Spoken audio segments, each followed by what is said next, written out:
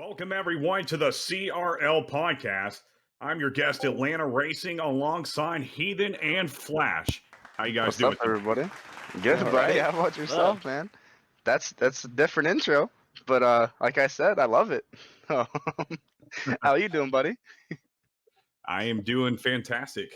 Thanks for you guys having me on today. And Kelly, how you doing today as well? I'm doing just fine, my man, just fine. Beautiful. So, Atlanta, I have a question for you. Yes. We talked about this when you were the 6 hours of Daytona that you did for PSCS, where I was there almost the entire stream. We talked about where you came from, and then Rock two weeks ago said that he watched you and you had like 100, maybe probably less than that followers. So now you hit 600 this week. So first, I want to say congratulations on that milestone. Thank But you want to give us a rundown of where you came from and how you got to where you are today?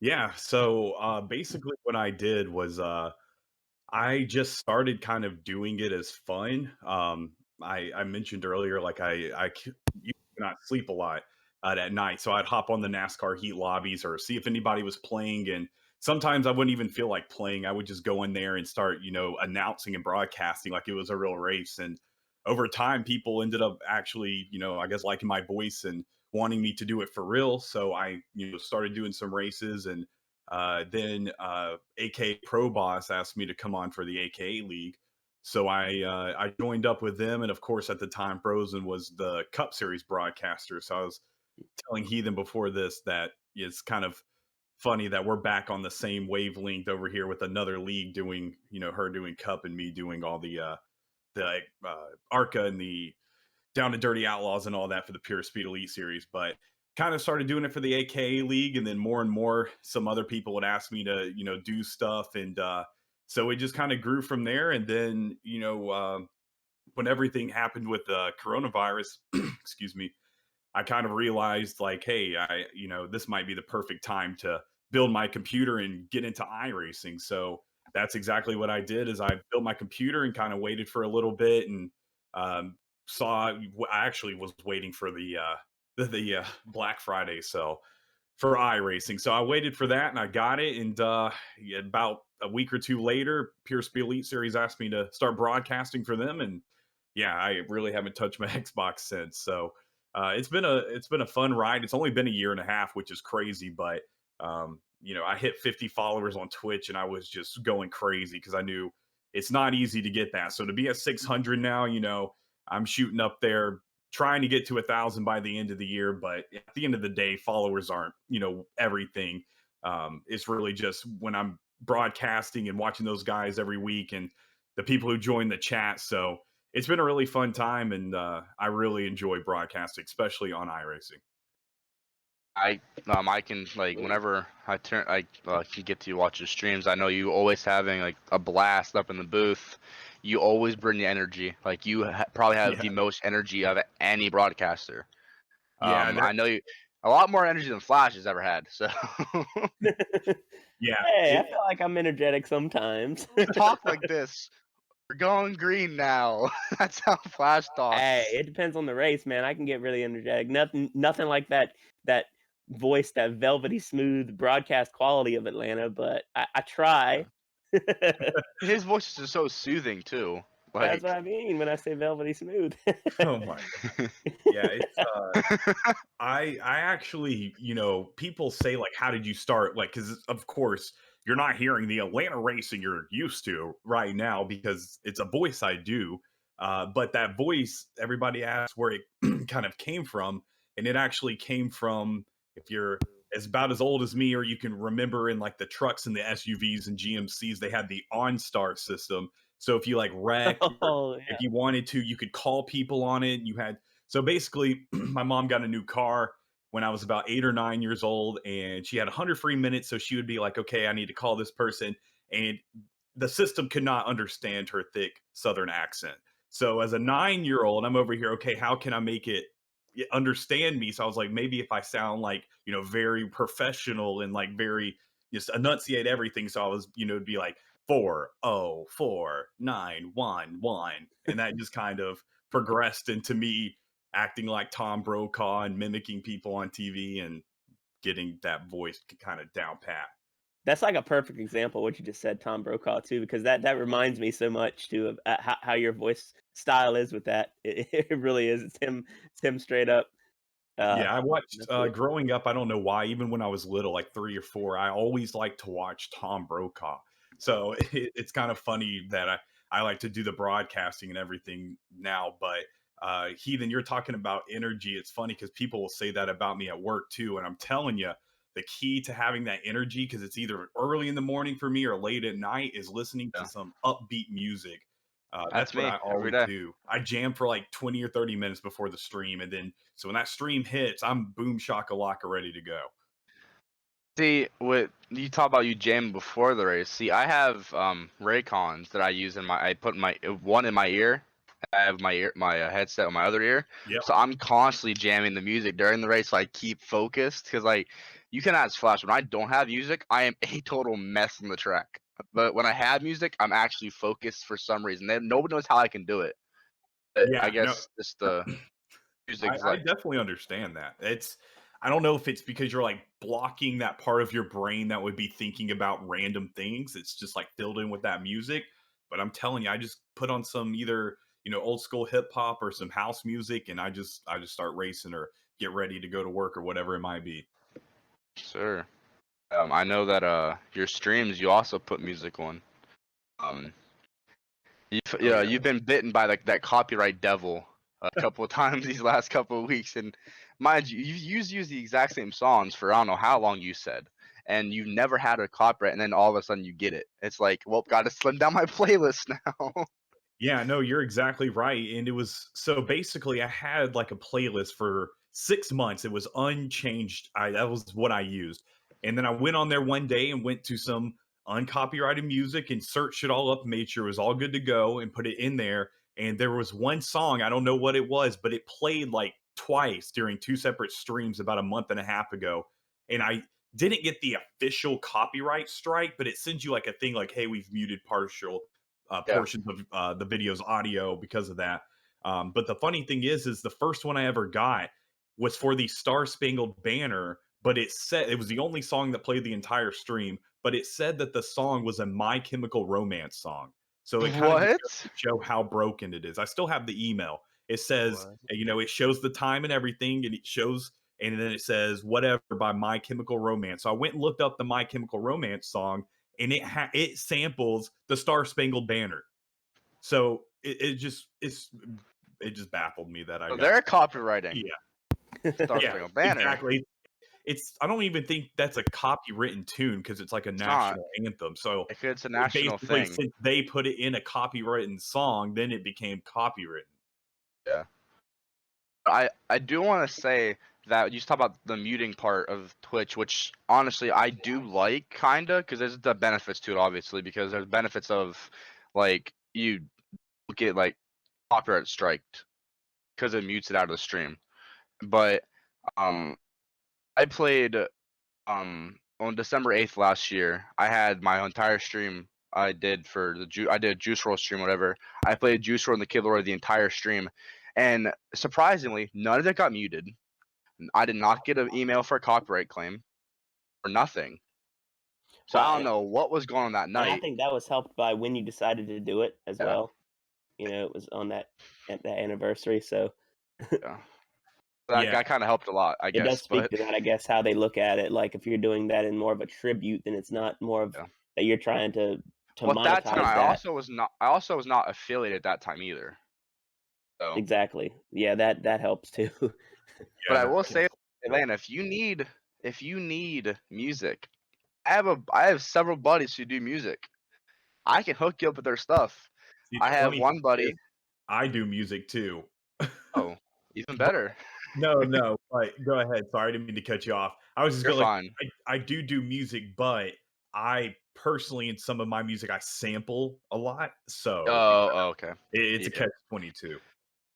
So I have a buddy who actually I messaged him because we were using Patience by KSI, which I was originally understood that he was, because he's not signed to a label right now, which means he's, make a copyright claim from it.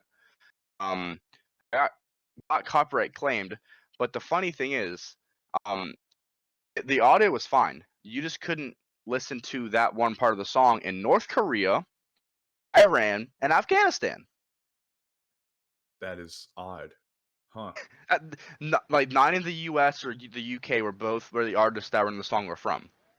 It was just in those 3 countries. I'm like, well, I didn't care because it was country that I didn't think anyone would ever watch us at all anyway, because they don't do racing out there. But my buddy, I got with him this week and was like, well, am I able to because I know he's a very big artist in PA right now. I was like, messaged him, I was like, is it possible I can use your music from like the outros or background tracks, like my personal videos? He's like, yeah, go ahead. So if you need someone, Atlanta, I got you. Hey, I appreciate that. That Hook you up. doesn't sound bad, especially talking about outro and intro videos. I think there's 2 videos I have that don't have audio on the video portion, so I usually end up just playing the music over it. So that actually Yeah. might be useful. Appreciate that, sir. I have several friends that in my because I played football with everybody. So I played football in high school, so almost everybody I play football with do music now. So Well, and it's like I have to bring it up here too. And I mean, like, feel like this podcast is getting to a good point. Like, we're starting to blow up a little bit. But Atlanta, you have really like blown up blown up much. over these past several months, even the last few weeks. Like with everything. I mean, like, he even was talking to me about it too. Like just how much growth he's seen on your channel. I think what was it you said? He had was He it had 600 when on Twitch we now? talked about it when Rock was on, he had like 580 or something like that. It Right. was around that number. And I said, and you can go back and watch it, Atlanta. I said, if you're watching this podcast right now, you're gonna go to Atlanta Racing on Twitch and you're gonna follow him. I was like, and when he hits 600 followers, I will have him on the podcast. Mind you, we already had the date set before that. So But we already knew it was going to hit 600 before it, no matter what the rate it was going, so it didn't matter. yeah, Yep. Yeah, it's I don't know, it's wild. And the thing is like I've really noticed like the thing that really pretty much doubled my channel in only 2 or 3 months was iRacing, like making the jump over in January that's when I started streaming iRacing. I'd had it for a few really. months, This January? yeah, in January, I think, or it might have been at the end of December, but yeah, that's how little time that I've been on iRacing. All my other time was pretty much streaming on NASCAR Heat 5 on Xbox. And it honestly, I'm not trying to dog them or anything, but it just kind of got to that point with NASCAR Heat 5 where I didn't want to play it or really have anything to do with it. So I didn't broadcast that much for about 2 or 3 months until I started doing everything for the Pure Speed Elite series and kind of got the ball, rolling back again. Yeah, that's I didn't know. I mean, I knew we talked about you like Heat before, but I didn't know you started the Aries stuff like 3 months ago. Well, Oh 4 yeah. months ago now. And Yep. you know how much followers you had before you switched to iRacing? Probably 350 or something like So that. you basically doubled your Yeah. your follow total Yep. in 3 months. Yep. So on that, congratulations again on that. That is Absolutely. big, especially for like iRacing and all that. Because I know Well, and that's the 6 hours Daytona, which was a long stream, Yeah. you had an average of like 70 people, I think, at one point. Did you? Saw that? Oh yeah, it dipped all the way up at I Do you? think like 102 or 103 was like the most I Yeah, got, but it averaged about like 70 to 80 almost the entire time. And wow. that was definitely the one of the most fun streams and definitely the most strenuous stream I've ever done. I remember there at the end, you were like, I'm starting to get a little bit tired, but you could tell in your voice that you were like, it's like you could tell you were tired again. Like you even said the thing you were getting tired, and then you just you pushed through and was like, look, Yep, and that's the I thing is have to do it. I have such a sleep regimen now that if I'm up past like 10:30 or 11, then it gets like that one moment where it just kind of hits me. And I felt it during that race. And I was, talking to myself like, come on, you got 30 more minutes. You've been doing it for 5.5 hours. Come on. I know, like especially like the last 15 minutes were really rough. But the last 15 of the last 20 minutes were really rough. But then the last 5 minutes, you just flipped the switch and your energy was just completely back. It was like where did the last 15 minutes you're like, because you took a bathroom break obviously, but then you came back and you got a drink and all that, so you rejuvenate yourself for the final 5 minutes, which obviously the most important 5 minutes of the race. Yeah, exactly. And these guys are out there racing their butts off every week and putting on a show, and a lot of them racing multiple leagues, especially on Sundays when they run the ARC and then run the Down and Dirty Outlaw series. So, if they're sitting there wheeling and dealing and actually, their arms are getting physically tired and they can sit there the entire time and do it, even though the 6 hours of Daytona they had stages still, I owe it to them to, have that emotion and momentum going right there at those final moments to bring the excitement, because there's nothing more dull than, and checkered flag is out. The winner is the That's how fourth. Flash You talks. No. It's not that bad. Hey, no, Sonoma, you were like, oh, and there's Heathen. But yeah, because you just stunk up the show. What else am I supposed to do? I will say though, he has gotten better. We had a race last week Atlanta at Vegas.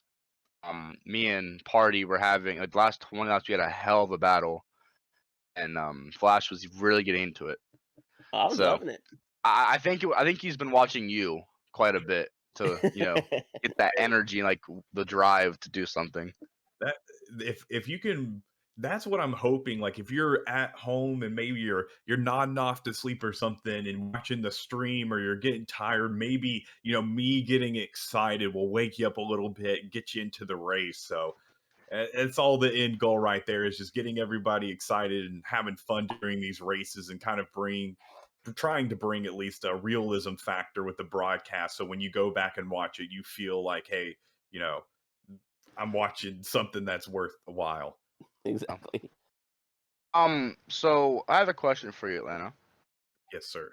Have you ever thought about making a YouTube channel so you could put all of your video, like all your past VODs and all your commentary stuff on that channel?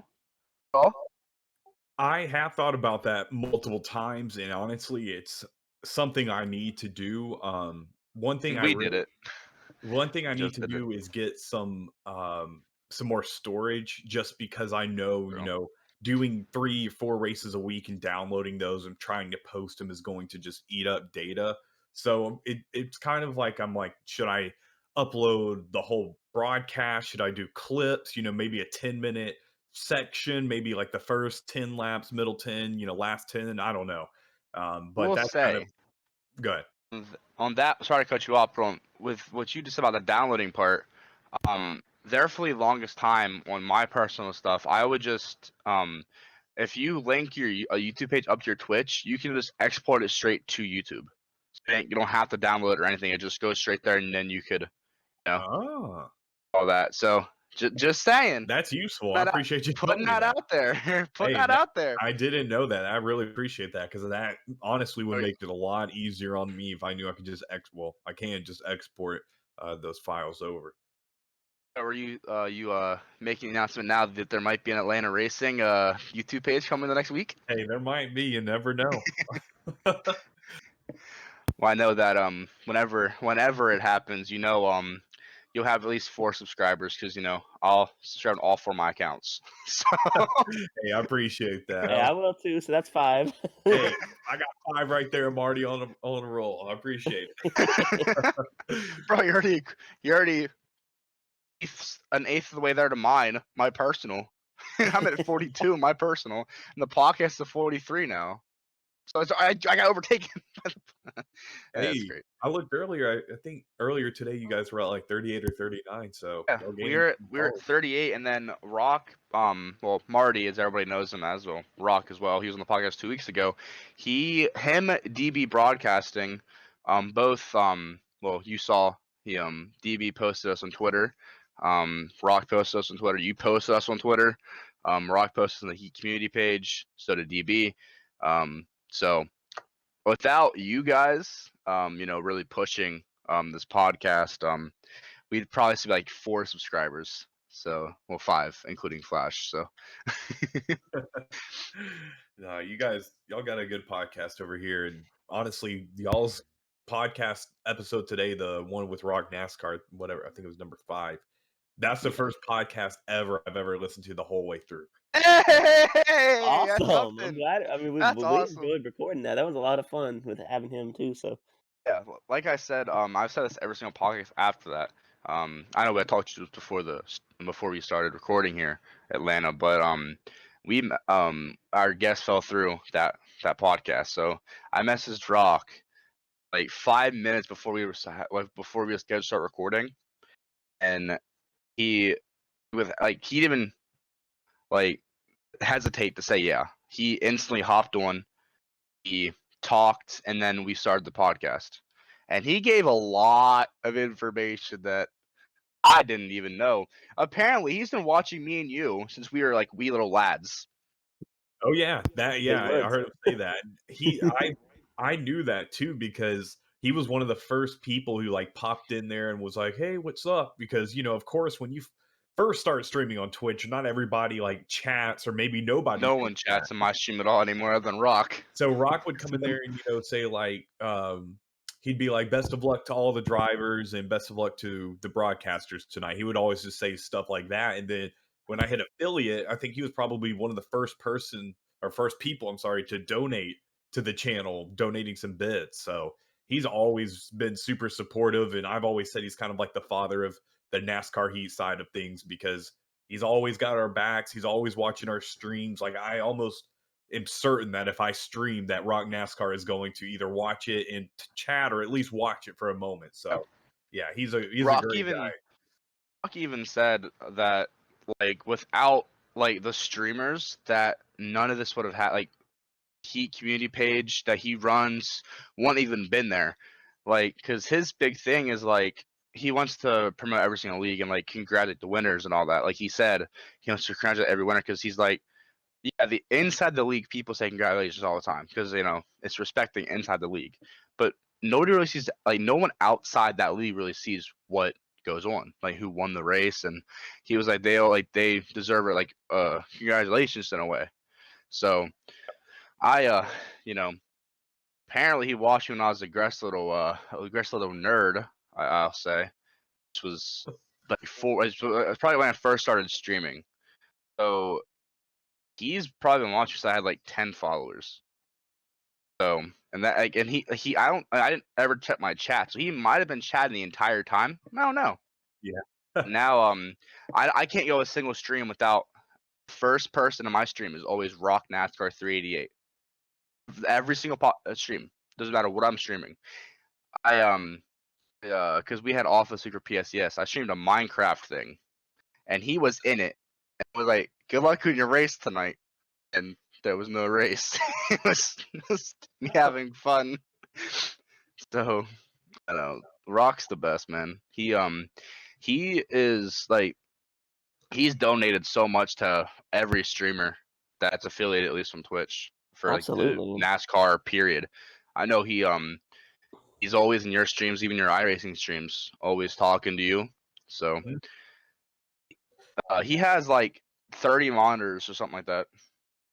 Jeez. My man has yeah, not 30 monitors. He has like 30 tabs open at one time, watching everybody. He basically has He, everybody who streams Heat he said on he had. I think he has 6 monitors though. I think he has yeah, a 6 monitor setup on his. and one PC. Yeah, on his PC. I think he said 6. I might be wrong, but I think that's what he said he had for his setup. Yeah. Which I Do mean, you have one or do you have 3?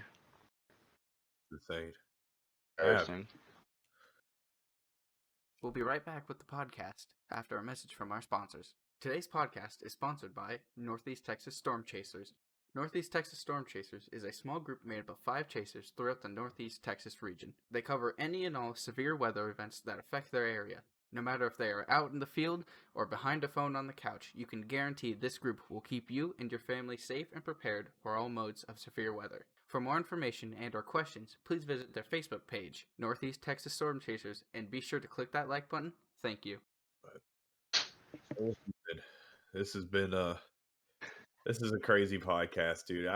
It's crazy to think because like back when I was in high school, like I never would have thought like we would have NASCAR podcasts. Like podcasts were just coming out and stuff, and it's crazy to see like it's just so cool to get everybody involved, like Rock NASCAR, and having a bunch of different people who a lot of us are familiar with, and you talking about possibly maybe getting frozen toes and stuff on here. That's a It's secret.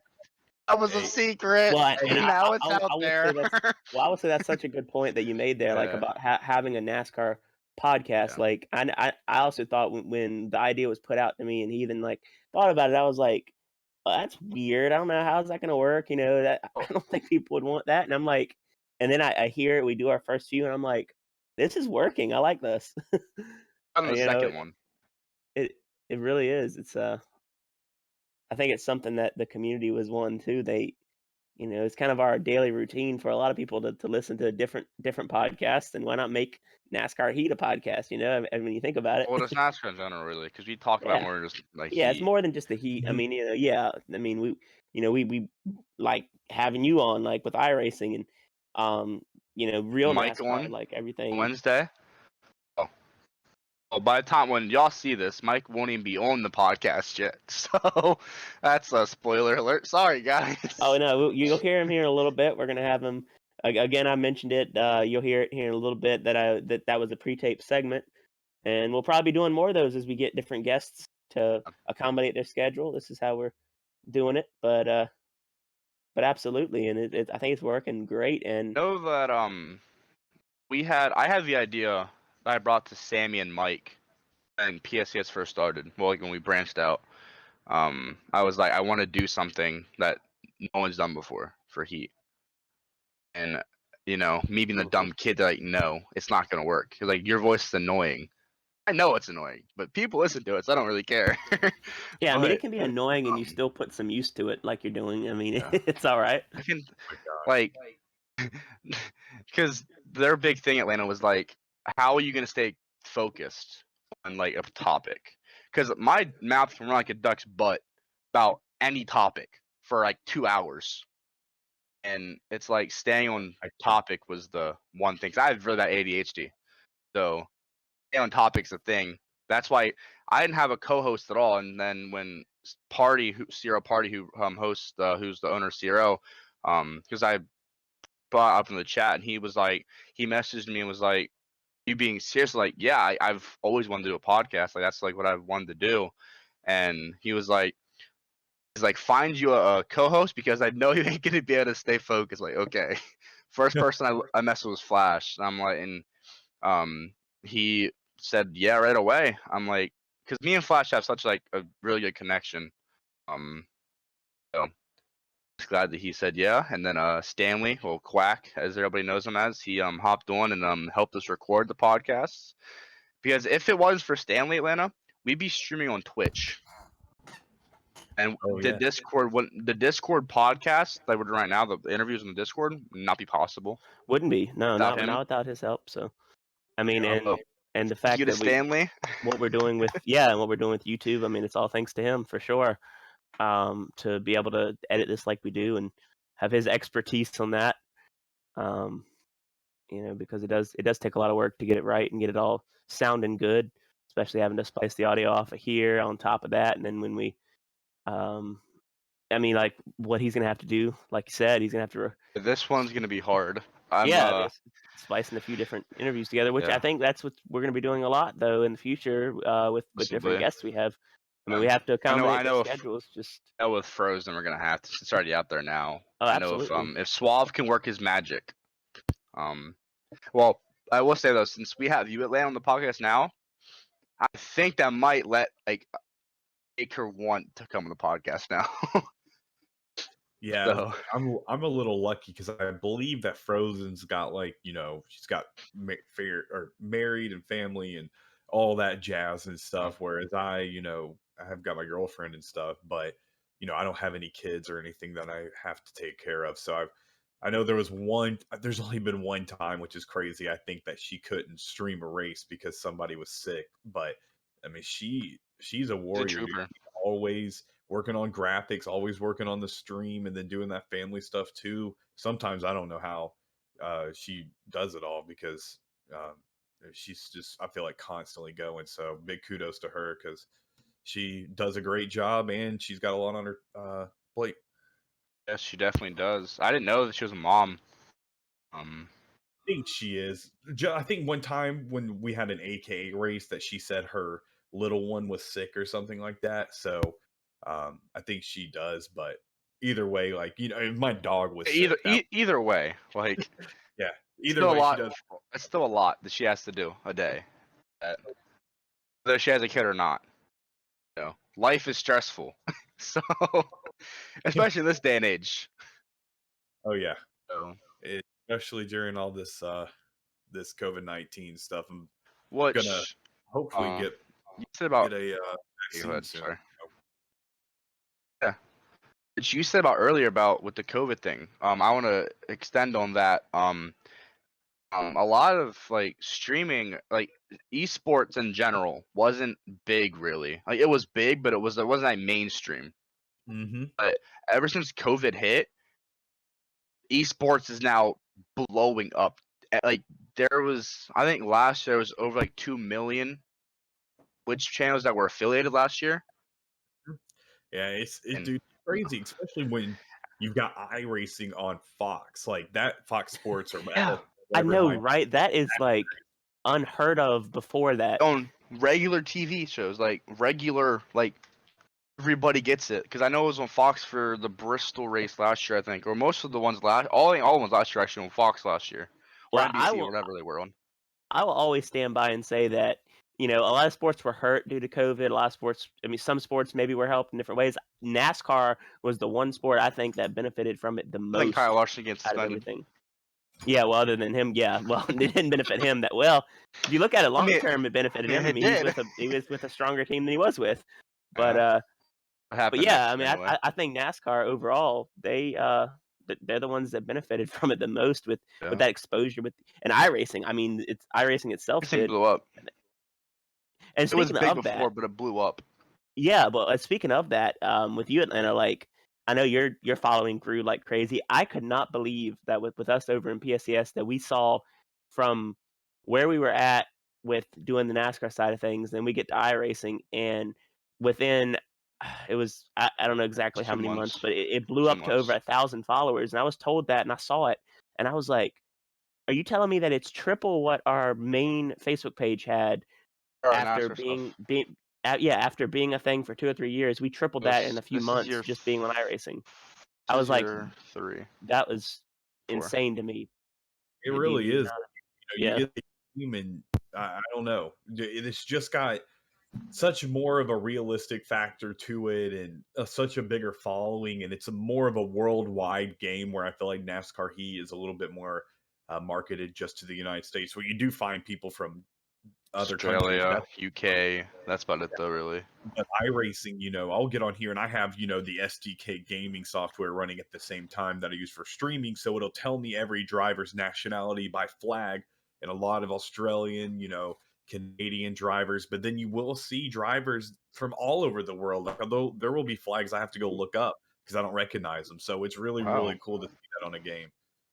iRacing is definitely iRacing is like the biggest, like, I think, worldwide game that everybody can play together. Because like iRacing, I don't, but correct me if I'm wrong, they don't have dedicated servers, correct? I mean they do, but they don't have like anybody can race together.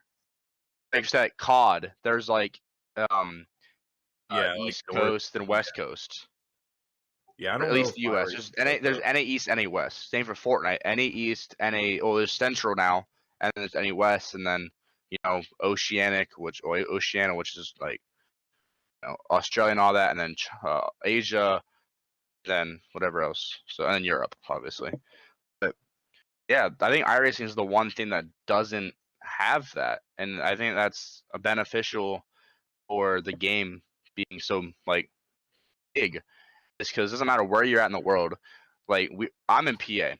I could be racing with someone from like South Korea Mhm. per se, You really could. and like that's just how good iRacing is. I cannot wait until I can switch over, and I cannot wait to hear, my name Well, getting called out for wrecking in lap 1. well, and I regret that I'm off the platform right now. I mean, I used to be a big iRacer for a long time, especially in IndyCar. I was real big there, doing that for a while. Back a couple few years ago. But I remember when I first got into iRacing, it was early on. It was, I guess, 2011, 2012. And I remember where it was, you would see like of people online, like either like drivers online, it would be under 1,000. And now, you see that number and it's like, I mean, there's sometimes there'd be 10 to 20K on at all times. And it's like, it's crazy how big that's gotten compared to what it was. And I mean, it used to be that console racing was the thing. I mean, and it still has that community. I mean, I talk about it all the time, and we have people that follow that. I mean, like we just had, like I said, Rock NASCAR on and all that, and the key community is strong. But iRacing has just gotten to that point where it's mainstream now. I mean, like you said, Atlanta, like on Fox and on FS1, it has gotten to that point, and that's just crazy in my mind, and I love it. Yeah, I don't know if I'll ever get used to it.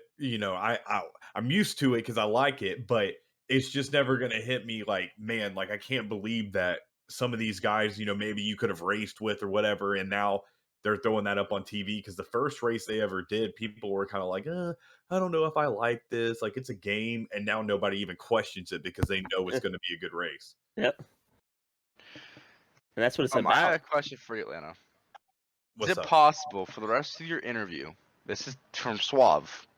You know where this is going. We talked about it before the podcast started. You know what I'm gonna ask you.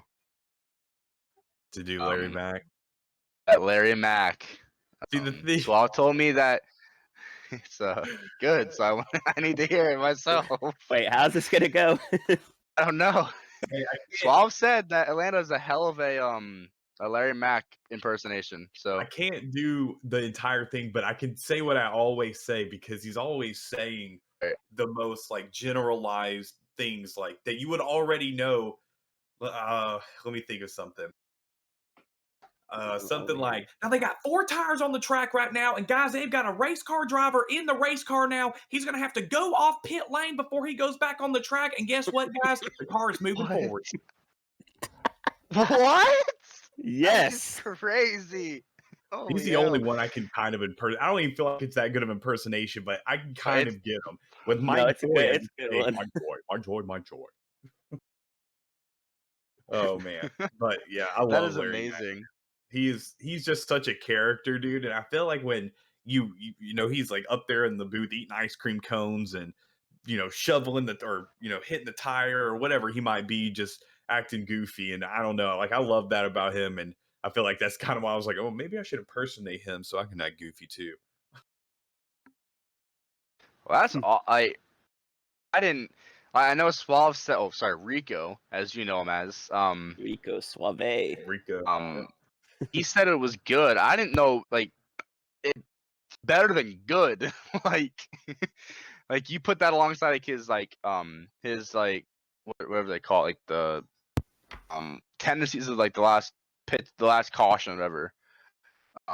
And you really can't tell difference. Yeah, You really can't. I did it for the first time one time as a joke during a broadcast, and ever since then, Rico loves it. And there have been a couple of clips people have made when I was doing it and talking about them as a driver or whatever, and they're just laughing. So that's definitely something. If I can do that, make people laugh during the stream or in the chat, then I'm gonna do it all day. Well, I will say that I hope you know this part is probably gonna get clipped, by the way. So about you doing it. So yeah, Oh man. yeah, oh of course. Wait, Any what's that? impression I usually do in the chat, they're like, "Oh, let me clip this." Hey, but there's only one Uh, place to find it though. Yep. Well, they can find two technically. 'Cause they can find it on Atlanta Racing on Twitch. Yep. Which, if you haven't followed him already, why haven't you? He was nice enough to give us time us nobodies, me and Flash, time No. tonight. I mean, I know I'm always in his streams. He always says CCDN Heathen, hello, or whatever I say, every single day. When he streams, I can make it at least. But yeah, he took time out of his day, and he has an early work as tomorrow. So he came on to podcast tonight to do this for us, and I cannot be more thankful, personally at least. And that's Absolutely. you were the final check mark for the ones we wanted to get when we first started this podcast. Now I told Flash, I was like, whenever I told him we were gonna have you on, I was like, I don't know how we're gonna go higher than here. I was like, we already got Rock on, we had Mike on, well, we're gonna have Mike on technically from right now. Then we have Atlanta on. Like, how can we get better than this? Like, You get frozen. I was about to say that. yes. I was like, the only thing I could think of would be Frozen, and that would just cap that off of who we would want. Well, I know that And that's Jay Grant said that one of the NASCAR Fox reporters, I don't remember what her name was, it's Kristen something. I think is what her name is. She is doing podcasts with she wants to do like smaller podcasts. So that might be on the table at some point in time. You're not talking about Krista Voda, right? I mean, No. It's yeah. the one that does stuff now. Okay. I don't remember what her name was. I can look it up. I don't know. Yeah. You're actually this live. Look it up. No, Go I'm for not. it. Atlanta, is there anything though that you want to shout out before I let you go to sleep here, buddy? Uh, just I appreciate you guys having me on. Appreciate the people who come out each week and watch the Pure Speed Elite Series and the Star Semi Pro Series. You battle it out, and anytime I see anybody in the chat, I love it, and I always try to read y'all's comments and talk to you guys via the stream, because I know as somebody who watches streams and stuff, like there's nothing better than when you're watching a stream and somebody saying your comment or your name or talking to you back, or giving you recognition, where I've been on streams before and there might be 60 or 70 people and not really that many people talking, and people are donating $10 here, $15 there, and the guy's not even saying anything. So I'm like, hey, these guys are putting their money right there and you can't even say thanks or anything. So I always try to do that. But yeah, just really appreciate you guys having me on and having a great podcast. And I hope to maybe do one in the future with you guys way, down the road, so it's not redundant with Atlanta racing again. But No, yeah, hell it was yeah, really fun. absolutely, and we really appreciate you coming on too. I mean, make that clear too. That means so Yeah. much to us doing this, and I mean, we Text him we love, thank you at least that. 12 times just this week by itself. He really has. I'm sure. Every single conversation we've had this whole entire week about like scheduling, like not scheduling, time wise mainly. It was like I've after every single sentence, thank you, by the way. Like, you did not have to do this. Like, I appreciate it, but you didn't have to do this for us. Oh, of That course, just I shows loved the it. character of that just shows his character, that he's willing to come to smaller creators, because I'm way smaller than him. I'm only a sixth of the way to his Oh no, account. dude! Even if you had 0 followers, I'd come on here. That's the thing, is like I think about people That's like what Rock Frozen. said.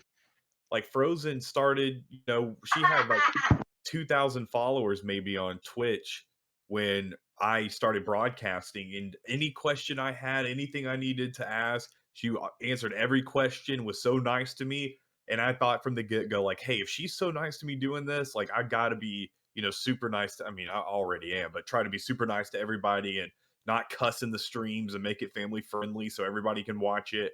And I think a lot of people appreciate the family friendliness and stuff, and that they can tell their grandparents, hey, go watch this guy, because when it brings in all the cussing and stuff, sometimes it does take away from the broadcast, because it just draws people away that would Exactly. be the audience, like kids or grandparents, or maybe people a little bit more conservative with, cussing and stuff like that. Well, I like that you say that, because that's always what I've tried to do too with the CRL broadcast. I don't use any kind of language and all that. I tend to do it more over here. I still got to get used to that. Like when we're recording these, sometimes I don't even do that, because I'm like in that like broadcaster's mind, like to not do that. Normally it's after. Normally it records right after he's done Right, so I'm broadcasting. still Anyway, in so that he's mode. always in that mode. I'm like, I don't even think about it, but I'm not cussing. I mean, like, I'm trying not to because I do that with the broadcast. Like, I Yeah. specifically, Mind and you, that's, I'm normally in race mode important. after the race is over. After when we start, I'm always in race mode still. So Yeah. I know that my streams normally aren't the best family friendly because when being a broadcaster and being a driver are two completely different worlds. I feel like Well, being I up in the can booth say, is so Ethan, much before easier we not to started this, curse. I thought and you've actually done great. I thought it was going to be a struggle for you to be able to hold it back so much, you It know. was. And yeah, The first two episodes were very, very, very rough. But well, I mean, we've been unfiltered. I mean, that, that's the point of the yeah. podcast. We can be unfiltered on this more than the broadcast. I mean, or the commentating side of it. Of what I do. I mean, that's the point of it. That's what we wanted to do for this podcast. I mean, to not be completely clean, but it's Still still try to though, as much as we yeah, can. in a lot of ways. I Especially mean, guess what, try to dress it Atlanta, up a because little bit. I know he's family friendly. So Exactly. I was not even trying to say a single curse word. I said hell, but Atlanta said hell a couple times in his streams. Yeah, that's about all I do in mine too. He says heck You yeah might a get a lot, damn, though. you might get a hell, but that's about it. Yeah. I try to say what the heck a lot, even though Yeah. it does kind of sound lame saying like what the heck, but The heck, dude. I don't know. It at least you get the point across without making some people feel like they need to turn it off. Yeah. And I do appreciate that. I know that, I mean, like, cause I have an autistic brother who watches you, so I mean, and everything, like every curse word that's said, he picks up and then takes it to school the next day. So I do appreciate you not cursing in your streams, because I know when he watches mine, he comes That's into the really school cool. I saying a didn't know. lot of So F he watches words. Atlanta as well. That's He awesome. might say boom shakalaka because that's like my that comes from Yeah. NBA Jam, but I try to say boom shakalaka every time at the end of the race because man, when I was a kid and he would say boom shakalaka and I got on heat on the NBA Jam, your toes and stuff are on fire. That always made me feel good. So kind of bringing that nostalgia factor into my own broadcast. Evan, what does Atlanta say? Boom shakalaka. There it is. Boom shakalaka. That's awesome, dude. I love that. That's awesome. Evan, Yes, Evan, you're fine. go watch Raw. I mean, tonight, whatever that was one. That's awesome. No, not right now. But yeah, Atlanta, thank you so much for being on tonight, man. Oh, thank you guys. Have to have you on at another time. I cannot wait. Sunday for the Dirty Outlaw. Oh yeah, Dirt racing for PSES. Oh yeah. I'm gonna do that's my cool. damnedest to hop in the booth with you for at least like a couple minutes or whatever, and promote the podcast and say what's up because I don't have iRacing, so I really can't see what's going on. So Hey, it's all good. We'll get you in the Discord and we'll talk about it, and I'll have like a graphic and stuff ready to go. So Yeah, you can at least I can send you the graphic before. oh, perfect. Because I always have it all done before. I'm not taking any credit for it. Stanley always has it always done because the podcast come out at noon on Sunday, so it's always out before that. So That's perfect. So yeah, I'll definitely hop in though with you if you would let me, which I know we've already talked about. You said you would, so be awesome. Get to hopefully my brother's in there. Ethan Greek. He's actually my brother, by the way. Is did he not not your know. brother? That's yeah. I do see Ethan in there. That's why he's on my team. He's on FBM. Oh, that makes sense. Him and Randy Bloomquist. Well, I don't know how to spell his Randy last name. Biscuit. That one. Yeah, he's on my Irishman team as well. You said Bloomquist like you're talking about Scott Bloomquist. That's why I said it. Okay? What word is this? Hey, at least Atlanta knows what I'm talking about, though. Yeah, exactly. As long as you get your point across, is all that matters.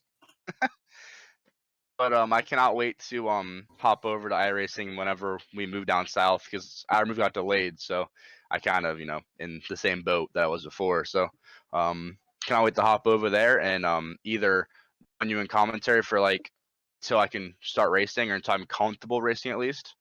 And then one day, hopefully, I hear my name being chanted while I'm crossing the finish line in first place. Oh Someday, yeah. maybe, probably not, but someday. I think before you hear your name chanting, or your name being chanted like across the line in the first place, it'll be people complaining that you're blocking the leaders there as a lap car early on. I can tell you Yeah. it's a big jump going to iRacing. Yeah, So I no, feel 'cause like that it's gonna be mind like, you, heathen, I'm get out on of the way. The leaders. I'm on controller too for Xbox stuff, so I'm not even on a wheel, Atlanta. I'm on a controller. Well, and that's the So thing. it's gonna be The such a huge wheel jump is when I go over to iRacing. absolutely required for iRacing, obviously. Yeah, it's hard. I tried to play with I have a wheel, but I tried to play with controller once. I couldn't do it. Yeah, I tried it once a long time ago. I think I've heard the controller support's better than what it used to be, but this was I tried a controller on it. God, I guess it was like I said, like 2013, 2014 when I was still playing it, and no, it's not an option. Yeah, it's hard, man. It just doesn't have the sensitivity of the steering wheel, and when you're pushing left and right, it's going all the way left or all the way right. It's not really going at like Yeah. a steady hmm pace. But yeah, appreciate you guys having me on tonight. And Absolutely. like I said, hopefully maybe in the future I can get back on here and maybe with Frozen or get Richard Rico or somebody Definitely. in there and do some more talking about some NASCAR and Pure Speed Elite Series. So Oh, yeah. we were supposed to have Swalwell tonight, but he had race duty tonight, so Oh yeah. sad. But that's why we got who we're going to be hearing from here in a We minute. got a really good Once we replacement. finish up here, yeah.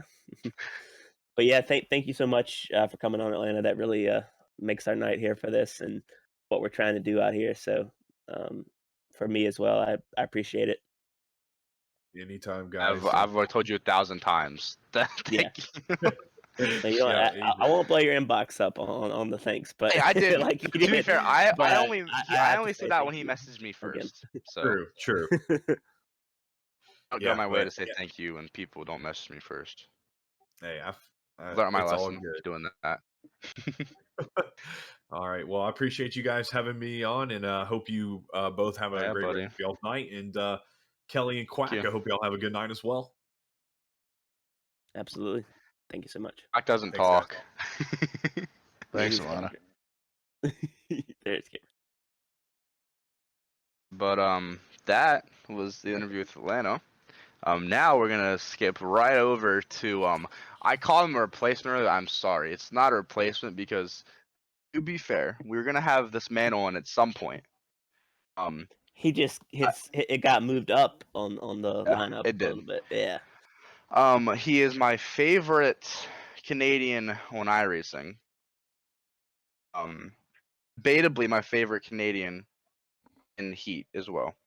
I don't want to make Jay Grant mad, but they're close on Heat. But I'm gonna call him by what I know him by, and that is yes Giver.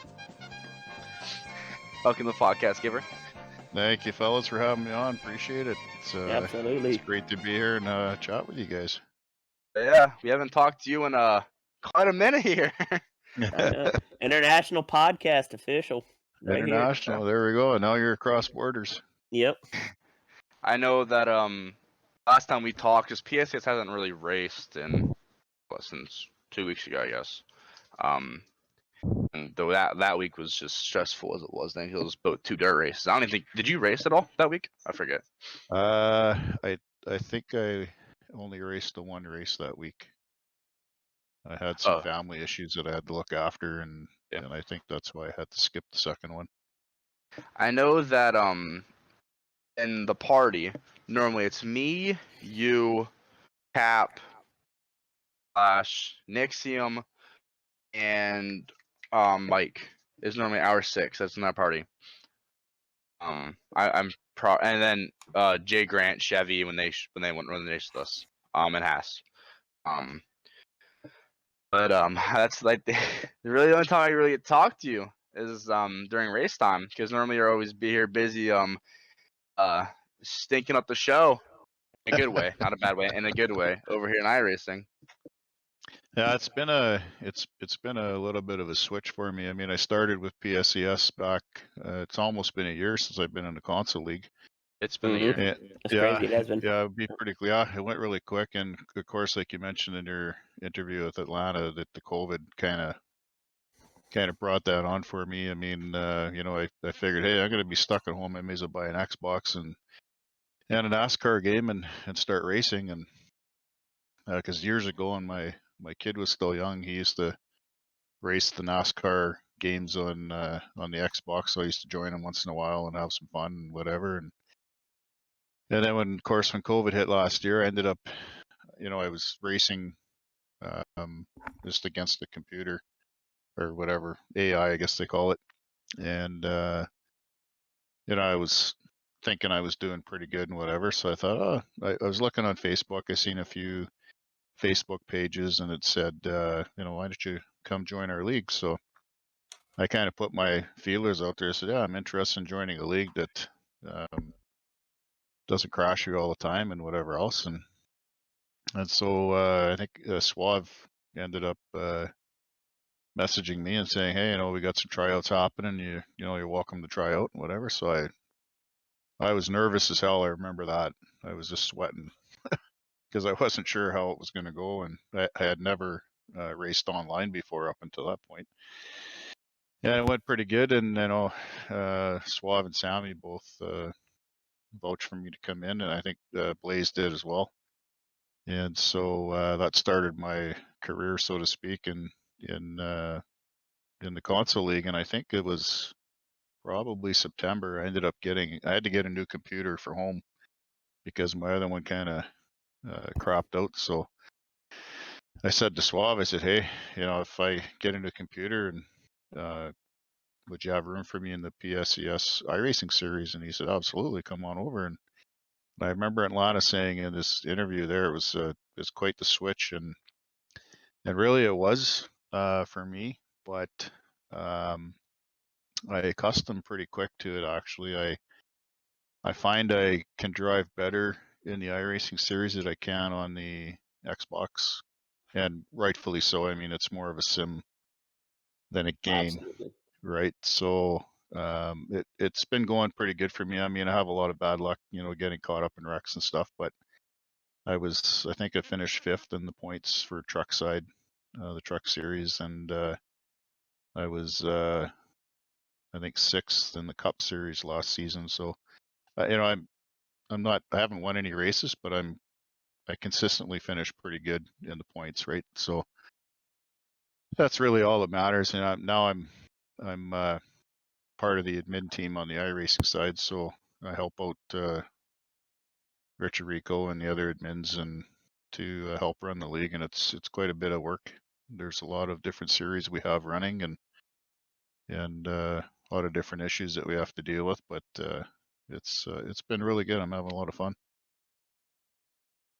Say that well, sorry, I will say that you first joined PSCS, there was, like, obviously that was a huge learning curve of racing the AI compared to like racing real people.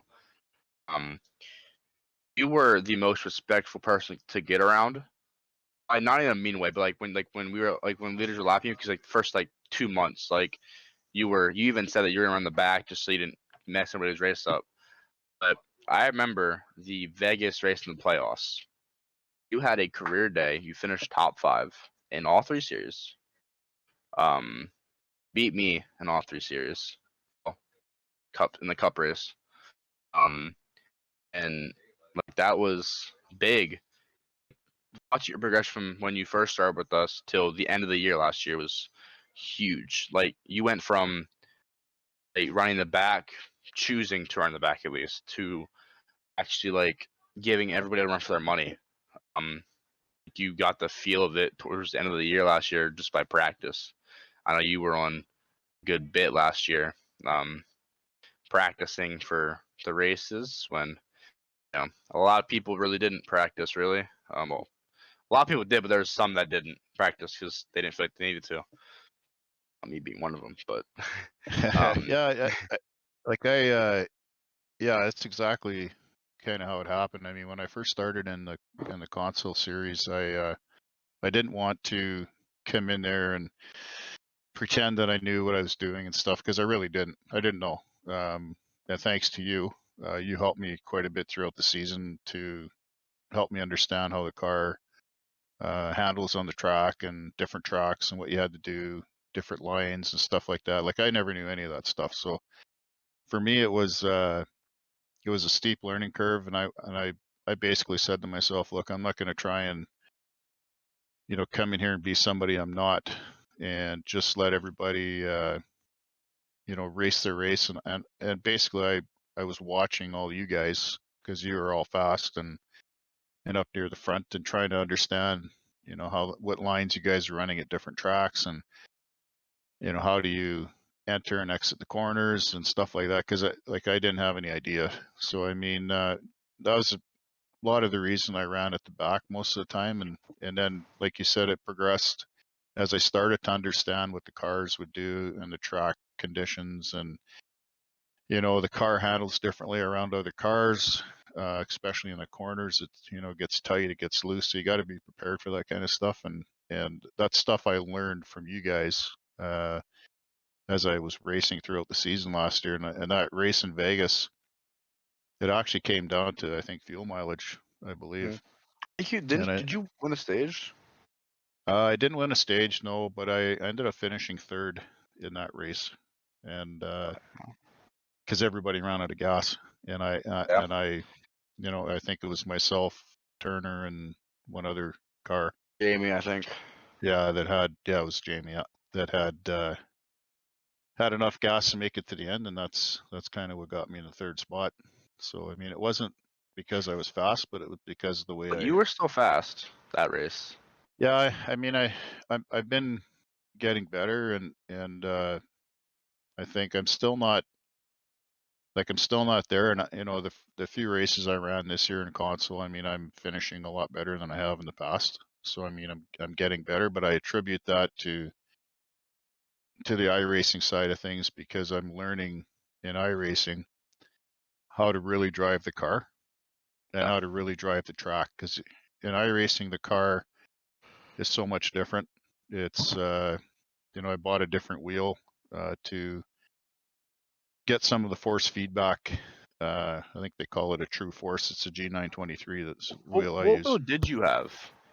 I had a G920, and when I first started with that, but I also race rally, dirt rally. We'll have So to be in that talks after this podcast is over. Wait, so you say you have the 923 now? Yeah, I have the 923 True Force wheel. So the feedback is a little bit different, especially in iRacing. I really notice I can feel the tires. I can feel the tires in the wheel when they're slipping. When the car gets tight, when the car gets loose, I can feel that. So it gives me the ability to catch it quicker. Yeah. And in iRacing, you can adjust your steering ratio. So, obviously, the higher steering ratio you got, the more wheel you have to put into the car. And when you get down to your lower steering ratios, it's more touchy. So if you just move the wheel a fraction of a hair, you can turn yourself into the wall. So you got to be real careful with that. But it's a good feature to have, in that, like, we use fixed race car setups in our iRacing series. And for people who don't know, fixed setups is pretty much presets of heat. Yeah, pretty much. You can make adjustments, so just like you can in heat, you can make tire adjustments. In iRacing, you can only make steering and brake bias.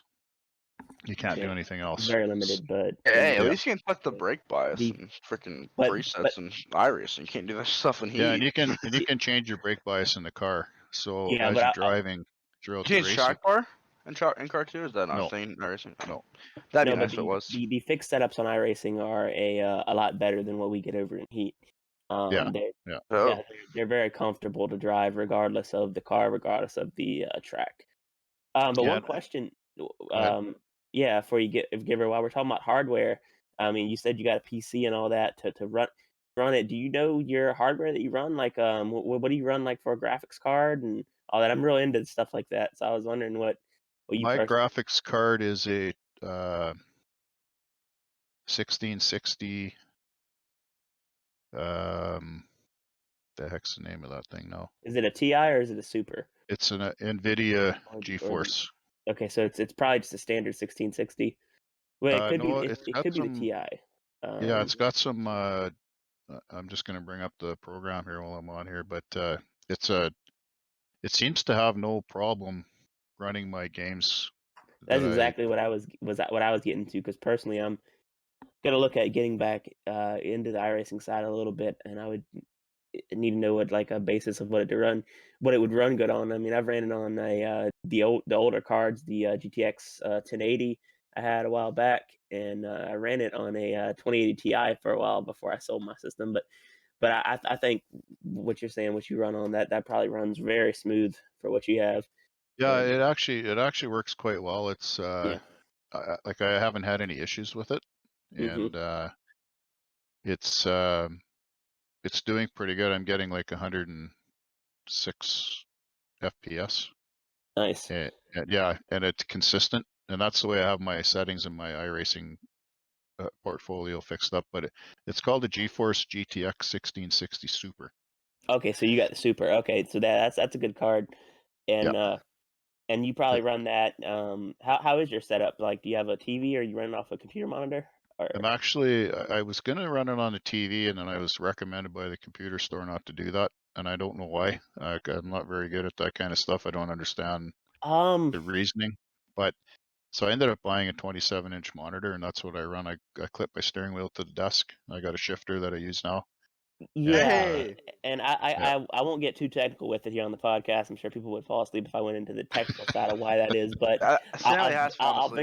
I'll very simply say that on a TV, the input lag is um a lot longer. Like, it's a lot more of a lag, like between you pushing a button, or turning your steering wheel, and what happens on the screen. So why wouldn't want to do that for yourself, based on a computer monitor, is because of that lag. So, like, on a computer monitor, you have 1 millisecond of lag on average. That's an average computer monitor. That's what they make them for.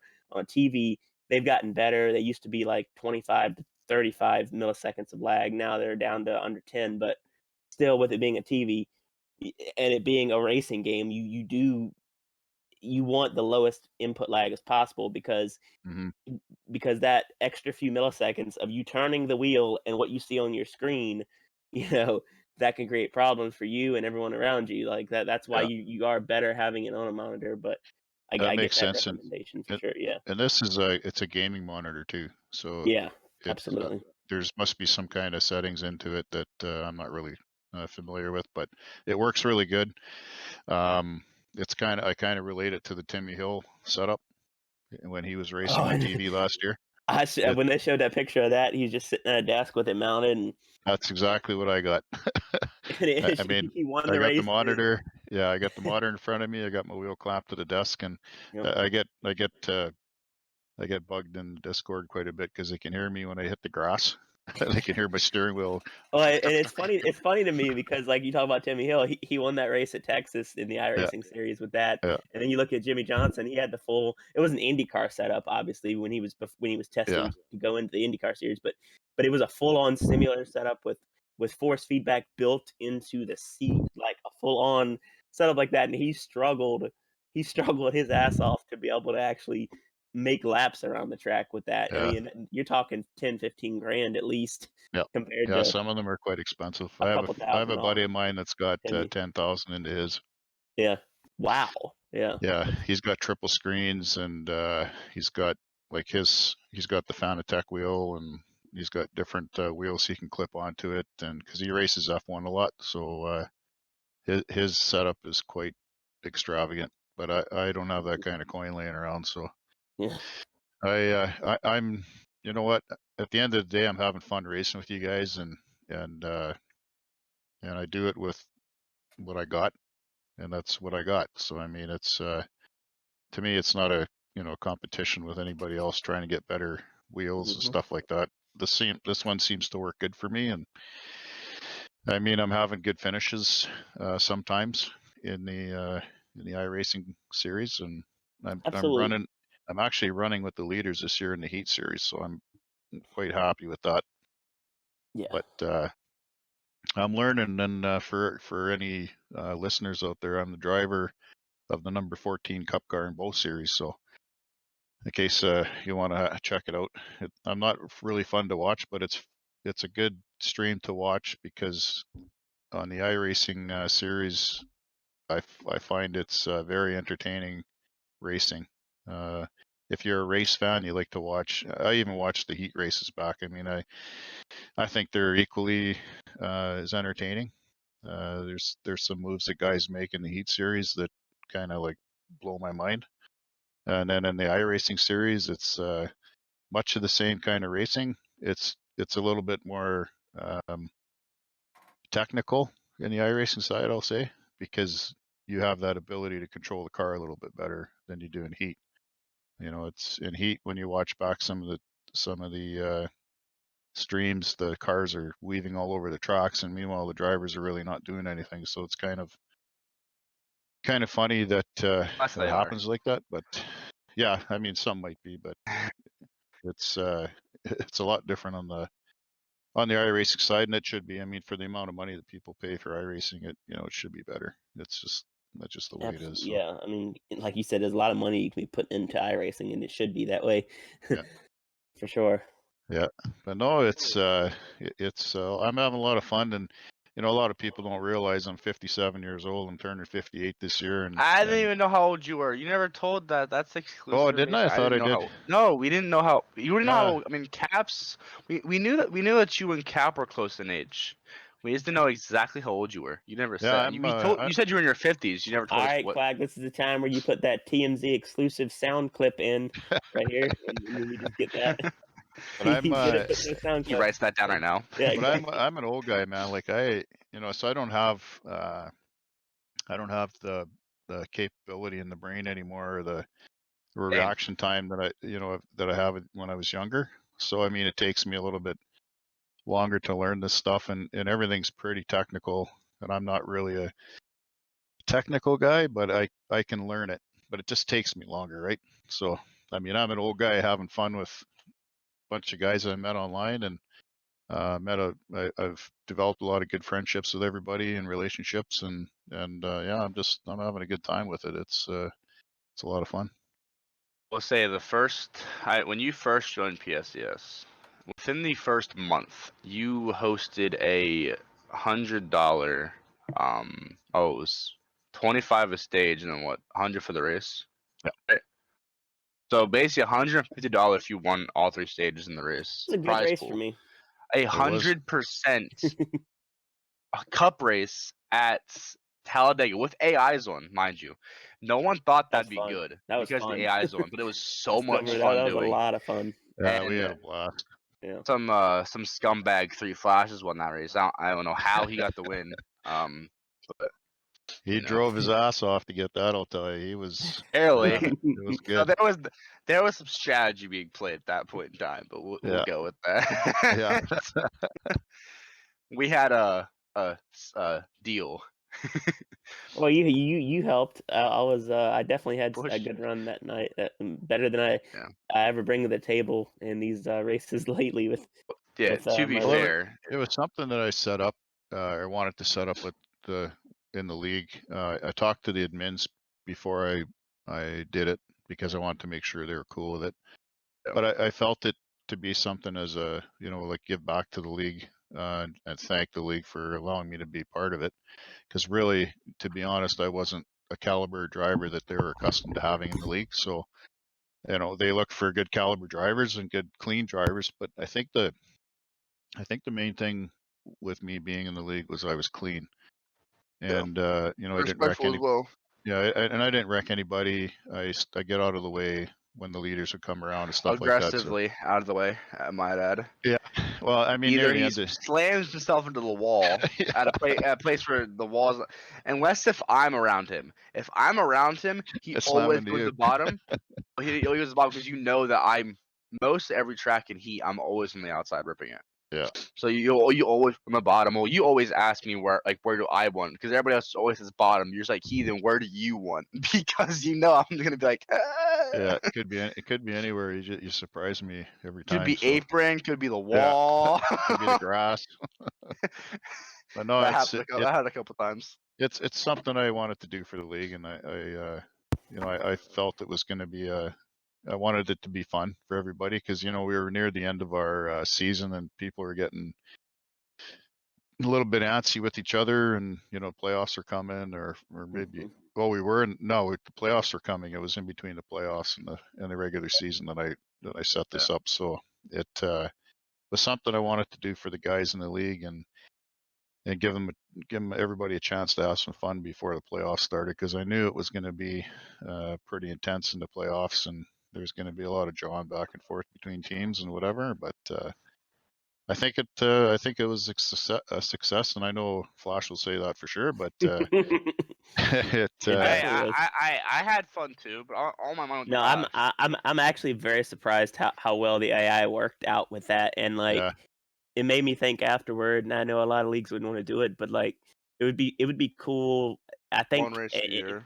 well, for plate tracks especially, I think that would be a great experience. Obviously, not for any leagues Daytona 500, but throw it in for one of their Talladega races, like we did, and have your full AI 40 car field. If you have 15 or 20 guys show up, whatever, the rest of it AI. That it really does create something to the show.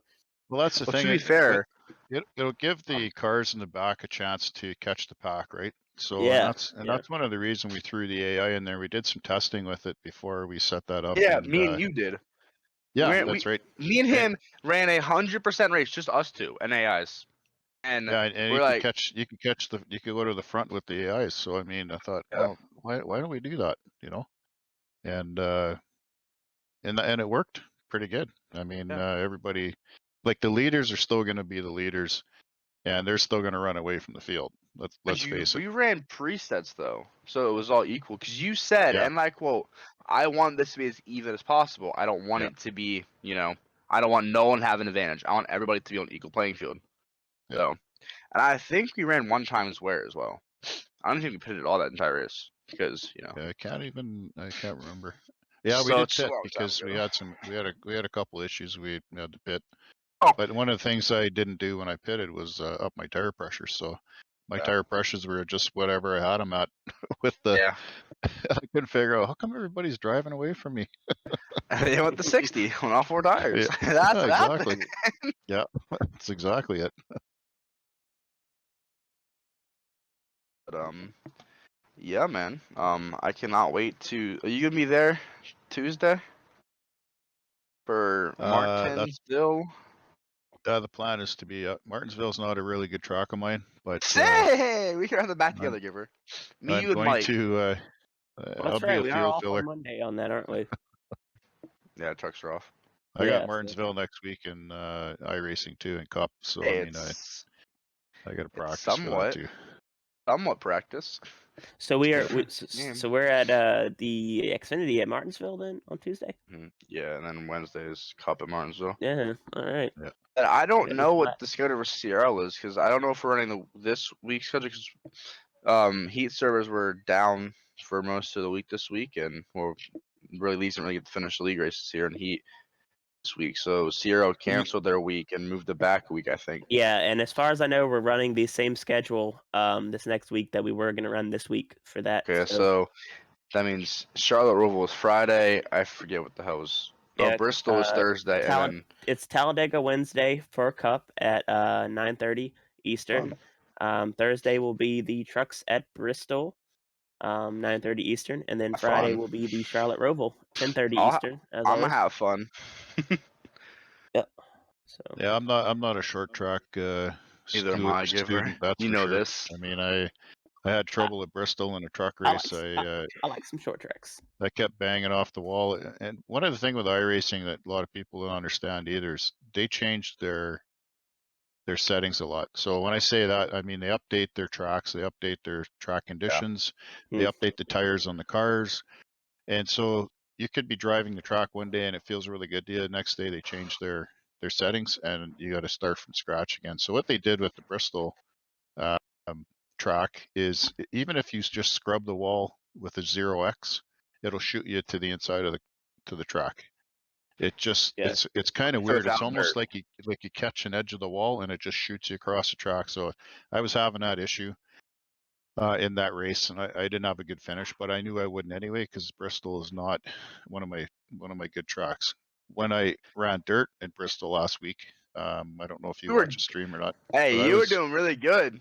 I was running in the top 5, and I had a truck for a top 5 finish for sure, and I could have finished better, except that I had mud on the front of my truck, and I saw that. I ended up blowing the engine with 4 laps to go. So I said in Atlanta's stream, I was like, y'all need to tell Kelly that he's gonna blow up because there's so much on that nose. well, the reason I knew it was going to happen was that I think at lap 38 we had a caution, and usually in the pace laps my truck would cool down, and so I was looking at the temperature gauge, and it started staying up there, and I was like, oh, this isn't good. And then as soon as I went back to racing, it started flashing red, and I knew that.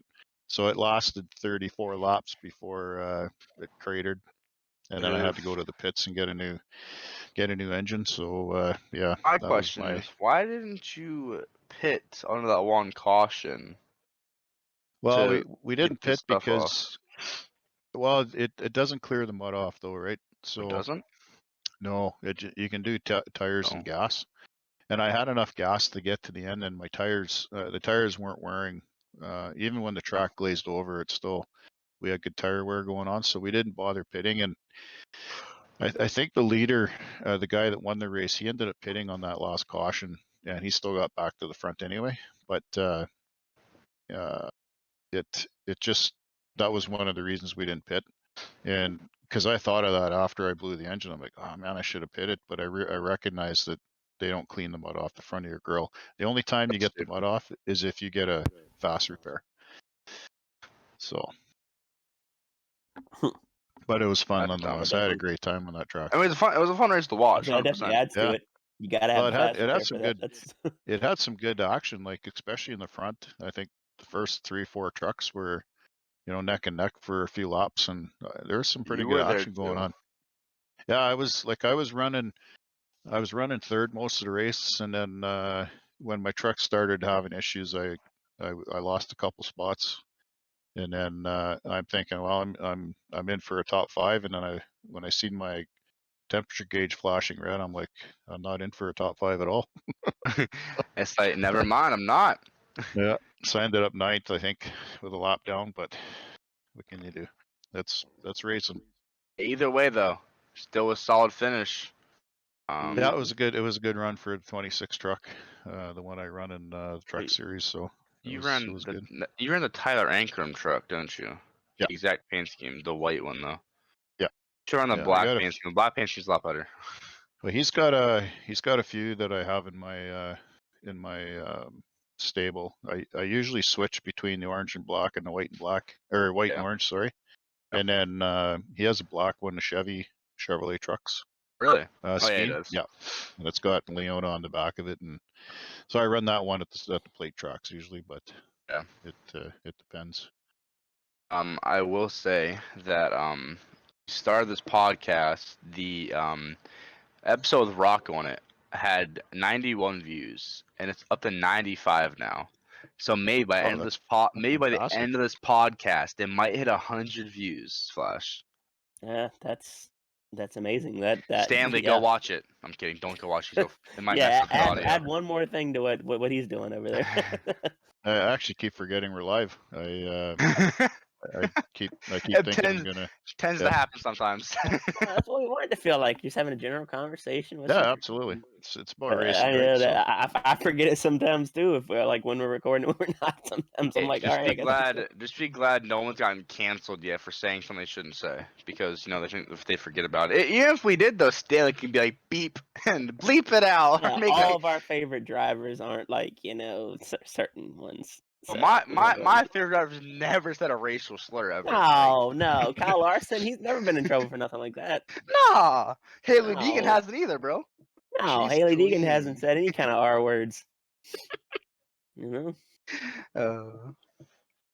But Giver, I can't wait to hopefully see you on the track Tuesday. Are you racing this Sunday for PSCSI racing? Yeah, I'll be in the dirt series on Sunday night in the 92 car. Okay, you're always fast. in those races. You're always at the front, but you need to stop having stuff happen the last 10 laps of the race, Giver. Yeah, pretty much. Always in the top 5, and then the last 5 laps, like, yeah, just kill me because I always die. I'm like, where did the Giver go? Yeah, it's usually cautions and the restarts that kill me, right? So you know, now, right? I'm trying to give everybody room in the dirt series because I mean it's hard to keep a line in the dirt. Obviously, you can't. You know, and the 360s are so powerful that when you mash the gas in those things, it's almost like you're doing a wheelie because those front tires are not touching the track. So Oh, and I thought it was in real life too. yeah, Yeah. When you and smash the so gas you know pedal when up you in the get air. into when you get into the corner of those things, like you're wheeling that car like there is no tomorrow. So they're a lot of fun to race. I'm not a dirt guy, to be honest. I don't know But does really Go damn ahead. good in dirt every time he races it. Yeah, I might like I do, but I don't know if it's because some of the drivers in there may be equal to me. I'm not sure, but That's fair. we've just recruited a bunch of drivers, so we're looking to have like a 30 car field this Sunday. Wow. Holy That's crap! awesome. So we're gonna have heat races, of course, feature, and Hopefully, so I I'm mean, hoping you make it in the A main.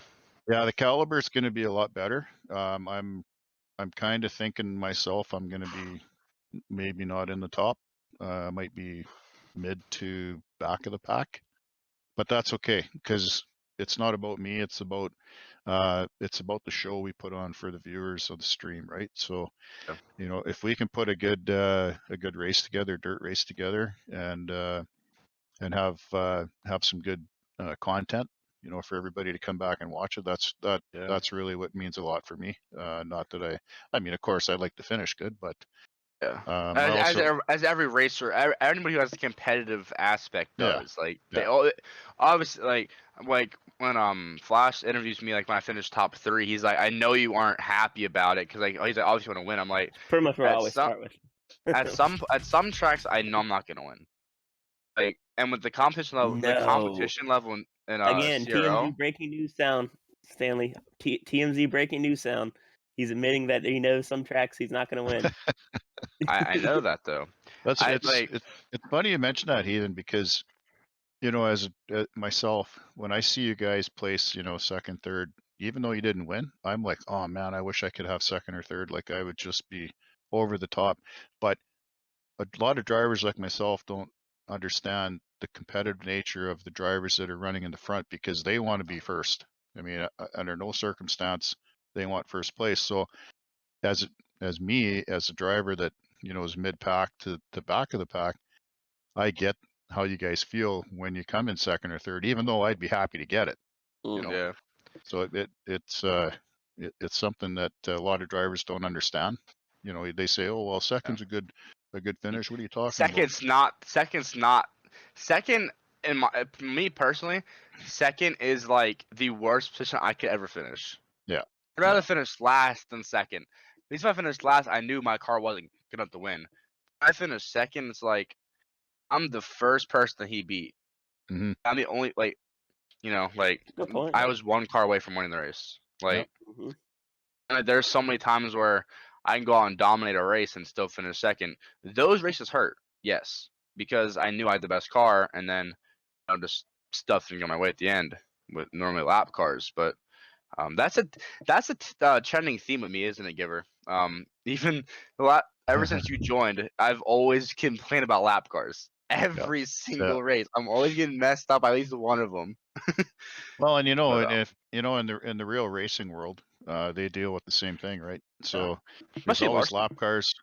Yeah, and like even in iRacing, you know, we deal with lap cars when we come around. I think I was running Texas this year in the Cup, and I was running really solid. I was like P6 or P5, keeping up with the leaders. Everything was going good. We had a caution.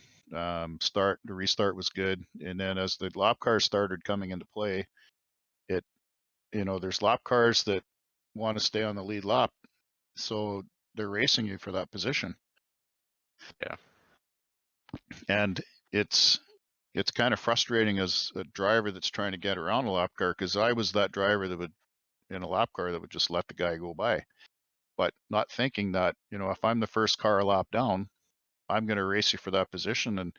And, you know, so it's hard to get around those guys. But I mean, if you're 2 or 3 laps down, I mean, obviously you can't get those laps back unless you're, you know, super fast or we have a lot of cautions and you keep getting a lap back in that regard. But I love how you said yeah, that. People that I've had that happen to me several times. So I yeah, know you're watching this podcast. Take notes of that and listen to what Giver just said about if you're multiple laps down, get the fuck out of the way because well, and that's what I do. I mean, if I if you're recognize one lap down, you get out of the way.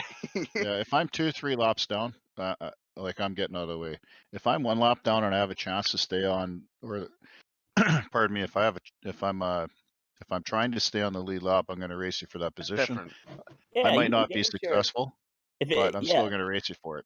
if you're coming down to like under 5 to go in the stage or something, and you're fighting to stay on the lead lap or Yeah, fighting that wave round position, you it's make that different. car 5 lanes wide. I would do the Yeah, same thing. yeah, Damn right. for sure. Like we're talking And about that's like just that's 20 laps courtesy, to right? go before Mm. final pit stops. Leader has like a 5-second gap on second place, and then that lap car drives like a maniac in front of them, and the dude in second catches the leader, and then dude in second wins the race because you can get Yeah. past the leader And can I'm get pretty past the confident. lap car. I'm pretty confident that if you ask anybody in the iRacing world, they'd all probably say I'm a clean driver and I'm respectful and I'll everything. say that, and that's from Pete. I know that from you as well. Not even It seeing your iRacing yeah, stuff. Even it's if you like hit me, like even if you hit a single person, if you think you hit them on your screen or not, like if you get ever so close to somebody, like if for sec we were battling in Vegas a couple weeks ago and you raced, um, I run basically the wall on 1 and 2 and around the whole entire track. You're my inside and you moved up a little bit and I got in the wall and you had like 2 car lengths in between us and you thought it was your fault. Like, Giver, you're fine, bro. Like, I did that to myself. Don't worry about it. That's my fault. But you've been like you apologize so that it's not even your fault most of the time because you like want nothing to like become of like whatever how it happened.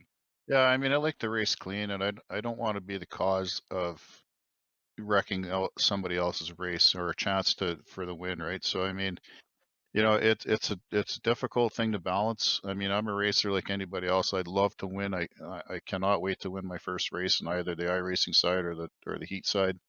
I'm sure it'll come to me eventually. It might not be for a You're while, gonna win eventually. I but promise you you, know, you're gonna I'm win. really looking forward to that. But at the same time, even though that's my goal, I don't want to uh, change my driving style. So I don't want to be like I want to be respectful on the track. I want to make sure that I'm giving everybody room they need and drive clean. I don't want to be banging doors and all that other stuff just to get by somebody. Yeah. Now, if we're talking last lap and I'm in second place and I got a chance, there might be some contact. Mhm. But I mean that's just going for the win, and I think anybody would do that. Any racer would do that, right? So Yeah. you know, and I'm not talking about wrecking somebody. I'm just talking about, you know, trying to get an Moving 'em, advantage yeah. where you can, you know, if you door somebody a little bit or scrub them, maybe you can get up to them or whatever, that kind of thing. Not to wreck them so they can't win, but that's, I mean, that's just me. That's my nature in real life. You know, I'm a respectful person. I try not to cause trouble, but Do you trouble know that seems to find me on the track. yeah, me and you both, brother. I know that from experience when like you have said that like you're legitimately one of the most respectful guys out there. You have done a lot of not the only person, but you've been doing a lot of the proceed stuff for the iRacing side of PSES. hmm Um, so I know I'm not there yet, but I know Suveve would I know he thanks you a lot, but I'm gonna thank you from everybody from the Xbox iRacing side that you do an amazing job. Um, I know you have put Mhm. several prize pools up for the PSCS Xbox side as well. And cannot wait to see you back on the track. Honestly, I love racing with you. Everybody loves racing with you. Um, cannot wait for that 44 car to be back on the track in Xfinity. The reason why I say that is because we just hit 44 subscribers on YouTube, by the way. That's why I Sweet. wanted for number 44. Awesome. Yeah, it's amazing Awesome. having him on during Good that job, too. guys. Proud of you guys. That's a good It's job. now Good work. it's now Appreciate that. Yeah, I love to blowing hear that. past my main channel. I'm gonna cry. Well, you'll get over it. Yeah, I'm I mean, ecstatic. yeah, Hey, That's it's and my awesome. Good for you guys. That's yeah, great news. and want to say too, Heathen, before we close this out with Giver here in a little bit, I want to since what we normally do here, and I know it'll be kind of in the middle of the podcast because we'll have this segment with Mike afterward, but I want to talk about the Bristol race, that the Bristol Dirt Race, and since we got Giver on, I figured because we always try to do it with one of our guests, just discuss yeah. what they thought about the race and Well, I'm gonna keep my mouth shut about both them races because well, honestly, the truck race to me, and y'all can touch on that. It didn't. It was a little bit of a snooze fest. The truck race. of the stupid ass. What car was he? Truex. Oh, Mahler kid. What the hell number he was? Did you wreck Larson? Oh well, Larson was also mid back of the pack the whole race, but So he Stark's also back said his there too. truck was. Well, he also said he was not comfortable with his truck, but that. They didn't get any packs at all. I don't think Besides did the they? point, where did Truex come from on that? And I would talk about that, like the 51, he won that, and then of course we'll get into the Cup race where he was Came fast from there like too. 8th, I think. No, Yeah, I mean like Truex was strong in that race. I mean, he had a truck and he knew how to drive that track. Even when it yeah, glazed over, he knew what line to be on and everything else. And those other guys just didn't have a chance. I mean, he adapted quicker than they did to the track condition changing. And I think that's I think, in my opinion, that's what won him that race. yeah, Just as an adaptation to the track conditions. Because you have to do that as a driver, especially on dirt. I mean, I found that out when I raced Bristol Dirt in our league race last week or last Monday. And, at the beginning, when the track is newly cleaned, it's a lot different handling with the truck than it is when it glazes over, because you can actually get loose going into the corner and spin out. yeah. And so if you're not prepared to adjust to that, then you're not going to place very good, right? So I think that's why Truex ended up winning that race. On the Cup side of things, I thought that was an exciting race myself. I'm not I don't like Bristol Mm. pavement. I find the racing at Bristol a lot of cautions on Mm. pavement. I find it to be, everybody's fighting amongst each other and stuff like that. I don't really like that stuff. That's not my bag of tea.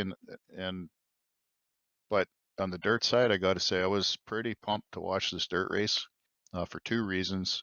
One being its first dirt race in 50 years, and the other one to see how these cars would actually go around a dirt track, being the weight they are and how much power that they deliver. Mm. And so when I started watching it, I really got into that race. I thought, man, this is an amazing race. They got some adjustments they got to make before they do the next one. Like how are these drivers going to see? Because you got to see where you're going. So there were some issues with the vision, and which caused a couple big pileups. But other than that, I think they're onto something. And I was, before that race happened, I was like, NASCAR, you dropped the ball in this one. This isn't going to work out. And I think it actually did. Absolutely. Yeah, other than people not knowing how to drive, people that you expect know how to drive dirt, not knowing how to drive dirt. Other than that, the race was really good. Well, Well, I it mean, was Other got than the the winner. exact opposite of what Other you would have thought. I mean, like, other than the winner. yeah.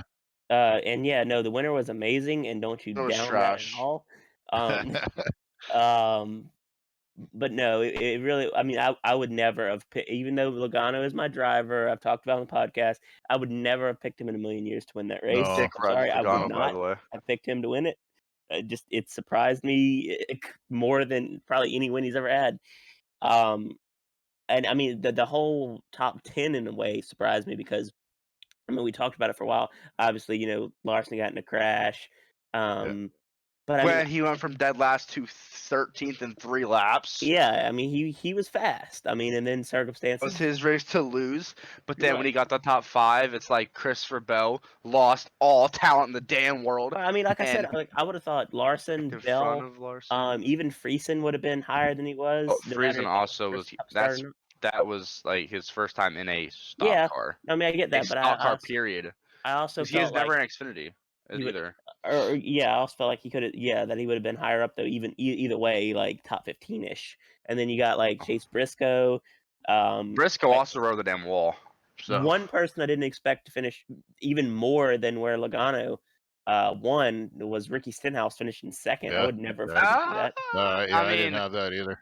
Yeah. he runs as much dirt as Larson did last year. No, not as much. I Because mean, Larson was suspended from NASCAR, so obviously not as much, but he runs quite a bit of dirt. it still wasn't like I expected Bubba Wallace how he did. He was running in that top 10 the whole until that Yeah. incident. Like I expected to see that out of him because he's good on dirt. It's been proven that he's good on dirt. I actually had Reddick in that race. I thought Reddick was going to be, and he did finish well, but Mhm. I thought he was going to be a contender for sure. And I Yeah, was did more not shocked expect he Logano. did good. I was more shocked with Suarez's performance than I was Suarez Stenhouse's. was the shock. Suarez Yeah, was impressive. Because Stenhouse has dirt his experience. first time on dirt for Suarez Suarez was had 5 none. days before he was in the car. Yeah. Yeah.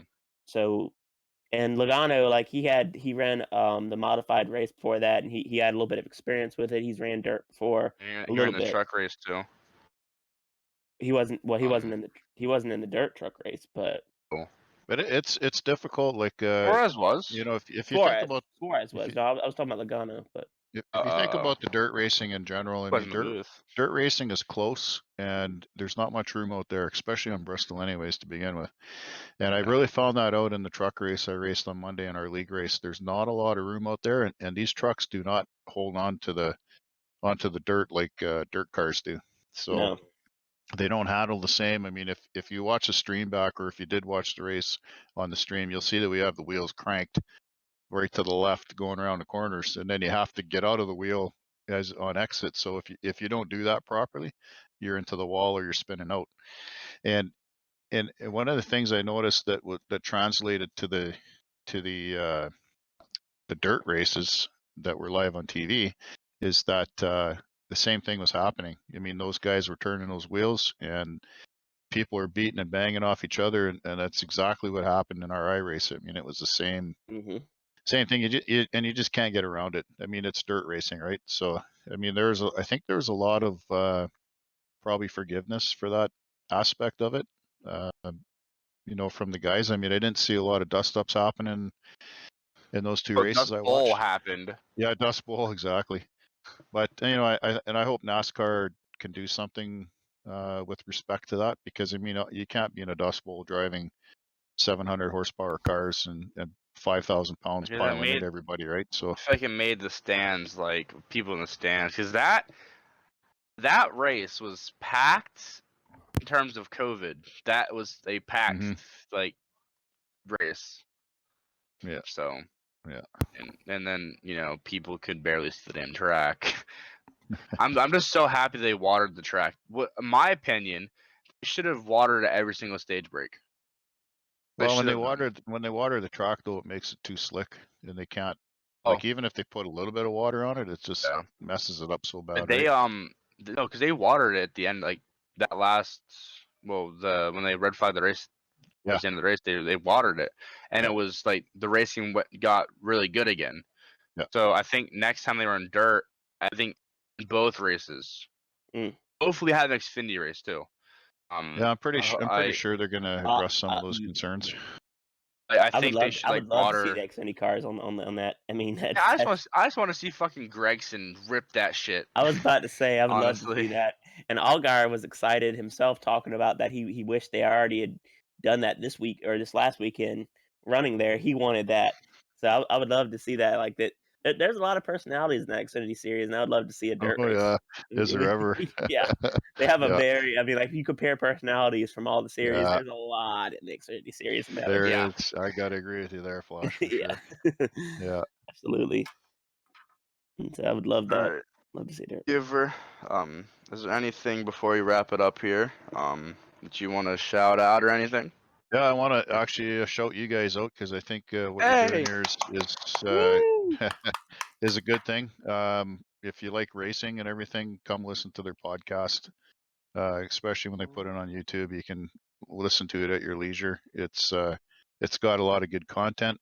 And I also want to thank Richard Rico, who we know as Suave. Suave! Yeah, Bebe. Sammy Dude Chef, and Just Blaze for bringing me into the league in the first place. And Richard Rico brought me into the iRacing side of things, and I really appreciate that. I can't say enough good things about them guys. And like you mentioned earlier, I support the leagues the best I can, and because I believe in our leagues, and I think PSCS is a fantastic race family to be a part of. And I also like to thank all of my drivers that I drive with, for letting me race and being around you guys and stuff like that. It means a lot to me, and hopefully I can get a win eventually. If I You will. heard Blaze, I almost got a win this year in the Xfinity Daytona race, so I came Yeah. in second, You almost and won that.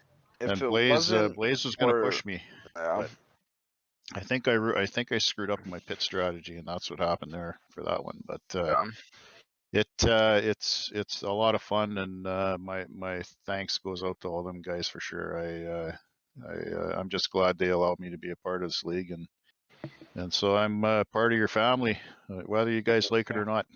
Oh, I Oh, we love it. love you. Hey, I want to say one thing that there's two people that I pull forward to get their first win in the You PSES and side, Cap. whether it be you already know, but whether it be the Heat side of it or iRacing, it would be you Giver and it would be Captain Obvious. I pull Oh, for both of y'all to get their Yeah. first win. Cap technically And got I a feel like it win. could be this year for both of you in different ways. Maybe yours might be the iRacing side before PSES. His obviously he races over or in the I should say the Heat side for PSES for him, but I If feel it was between me and Cap, I'd push Cap to the win. I mean, that's just what I Well, do. I I would actually definitely have him in there. I actually wow, pushed that's to push Cap to a win this awesome. year. I pushed him to our heat. We were in the same heat race. I mean, dual race. Sorry, for Daytona, and I pushed him the entire way to the win. So that was Nice. special for me. If I was up there, man, in that Xfinity race, then I got messed out of it. That last pit stop, but because nobody went with me. I'm like, well, there's my race. Because like all my teammates got stuck on the outside and couldn't come down. So but if I was up there, I would have pushed you to 100%. I know me and Blaze would have pushed you the entire way on the track. Yeah, Blaze did mention he was going to push me if I was gonna. I mean, 'cause he was I behind left me for a Blaze bit. out to dry. I would have kept pushing you. Mhm.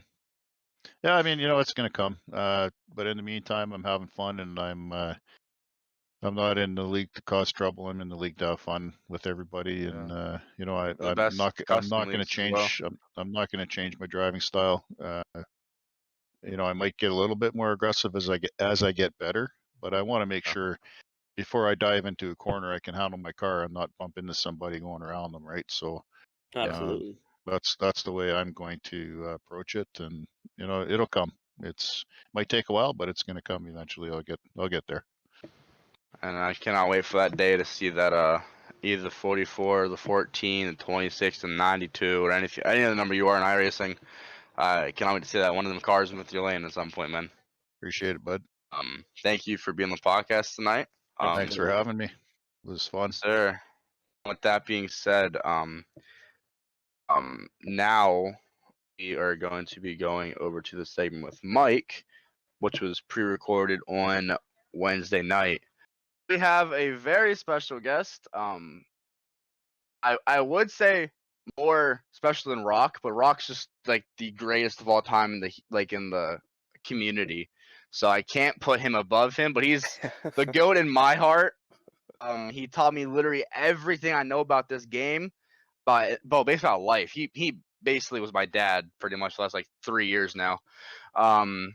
Welcome, Mikey. Well, Mike, technically. Sorry. Well, I do have one title I can add for Mike here. He is the biggest and greatest SpongeBob fan in all of the NASCAR Heat community. That is Yes. accurate. Hell yeah, Yes, that's accurate. this man puts a SpongeBob meme in the PSTS shit every single day without fail. For the I most look part, forward to it. yeah. Or at least a quote he puts in. Yeah, at the very least. You've got to, man. So it's the greatest show ever. Aside from, like, maybe Psych, I don't know, Breaking Bad. It's the greatest animated show of all time. And all you Simpson fans can just let it go, all right? I'm right. But, nah, thanks for having me, guys. Appreciate it, for sure. Oh, trust me, we loved having you. man. Absolutely. Me and Flash, I told you before when I was talking to you earlier. Our 3 people we wanted was Rock, Atlanta, and Mike. Were the 3 people we wanted. Yeah. Mhm. Yeah, it was nice We to... have 2 of them just this week. I was about to say, it's Yep. nice to have, it was nice to have Rock, kind of come on and just talk to you guys for a while. Obviously, Oh yeah. he's awesome. So that was pretty cool to have some No, the time story with him. behind that. We texted him because we were supposed to have a different guest that night. Okay, we texted him at like, what was it? 5 minutes before started recording the podcast, Flash. If And that, yeah. I was like, hey, can you, like, I know it's last minute, but could you, like, come in and record the podcast with us? And he said, yeah, he didn't, like, he said, he let me boot my Xbox and all that. And we were there. Like, we were, he got in and talked for, like, man, we learned a lot about Rock. Like, he is, apparently, Mike, he's been watching me since I was a really aggressive child. So basically, whenever you first knew me, he's known who I was since then, and he's Heck watched yeah. my growth. Like, Heck. I do want to ask you a question though, Mike. This will be the first question for you. Mhm. Why me? Why would you put your time and effort to teach a stupid ass child who does not listen to anybody about how to be good at a game and have faith in him that he could be good at this game? Like, why me? Anybody in the world Well, could have well, picked me. well, let's start there. You still don't listen sometimes, but that's all right. It happens. Honestly, I mean, we met before Pure Speed was created, and obviously Pure Speed was the offshoot of... You can say it. Yeah, I mean, I don't know. Opinions have changed on that whole situation, but Pure Speed was created out of the terrible situation that we were in before. We had so many guys who were a part of that group, and I dearly dearly miss that core group because it was so much fun, and obviously you guys were there every week. It was so much fun to just show up and enjoy our hobby and have a good time and yell at each other and all the good and the bad stuff that came with it. But out of that group, like, you know, I wasn't I wasn't terribly good at the game. I didn't feel like. I mean, it was, again, it's a hobby. I showed up late to Daytona just to think like, oh yeah, I'm gonna run this week. I may run the next week, and then it turned into a season long commitment. And those guys, there were a handful who were extremely good. There were a handful that were in that kind of medium range where I was, and so the better that we made, I you were good, but it took, like, you needed help. Like, you just needed help to get better, and it made sense, honestly, at the time, to just like, hey, do this, do that, try this, try that. Because remember, we were on presets at the time, so it's not like we had all sorts of setup things to worry about. It wasn't, at the time, it was none of that. It was just like, hey, try this preset, try a couple of adjustments here, see if it works for you, right?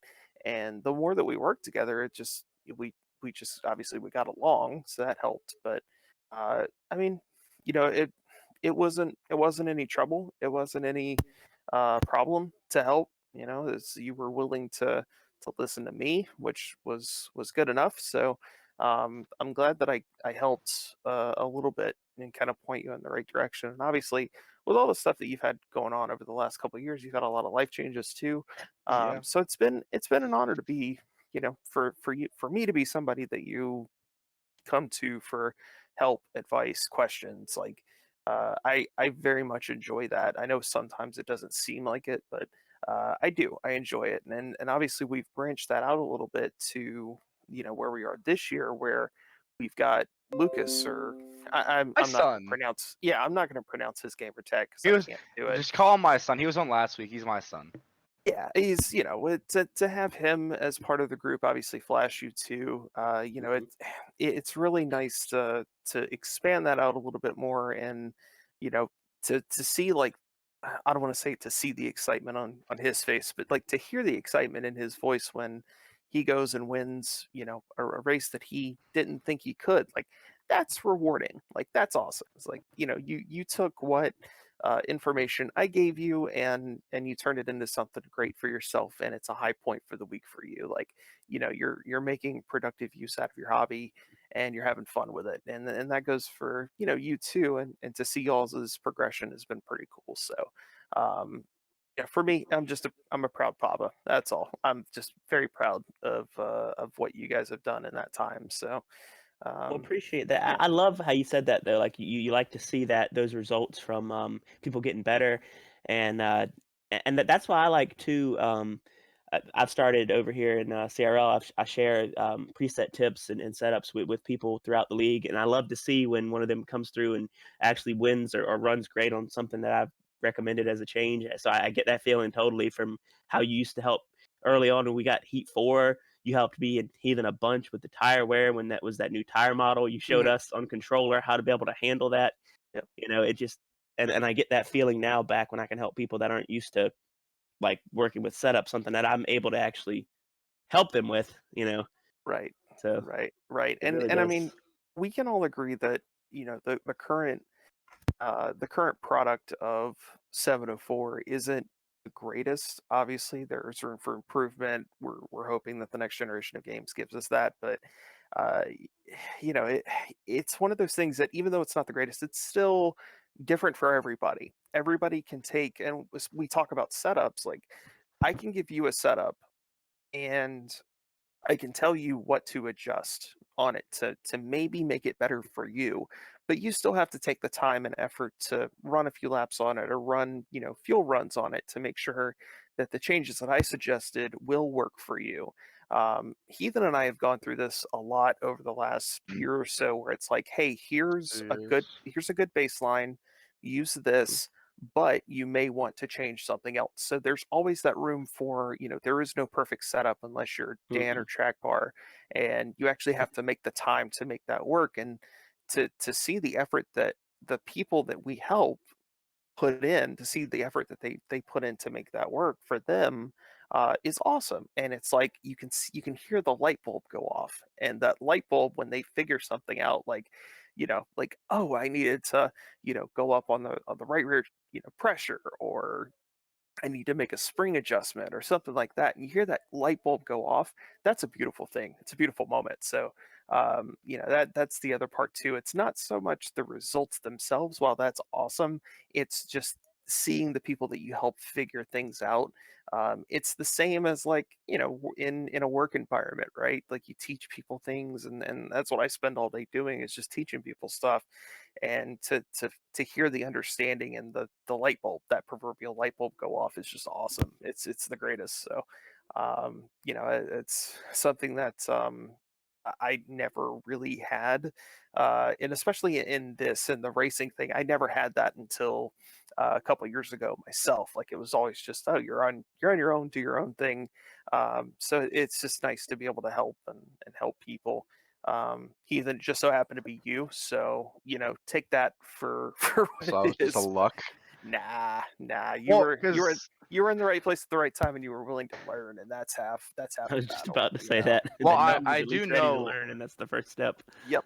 Do know whenever I joined Green Flag, which we were before PSCS, this kid actually brought me in, and first day I joined, like, no one wanted to work with me literally at all, because like, oh, he's the new guy, with no one knew what to expect.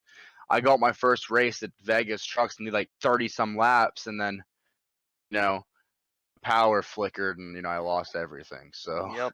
but Yep. and And after that day, you and Suave both took me under wing. You more so, but you took me under y'all's wing to like basically not really nurture me, but like make me to the driver that I am today.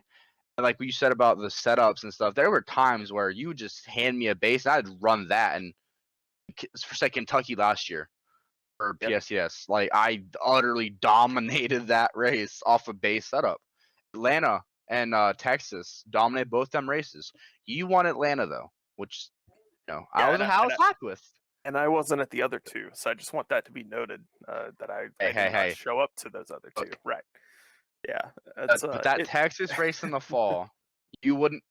That race was very, very, very special for me.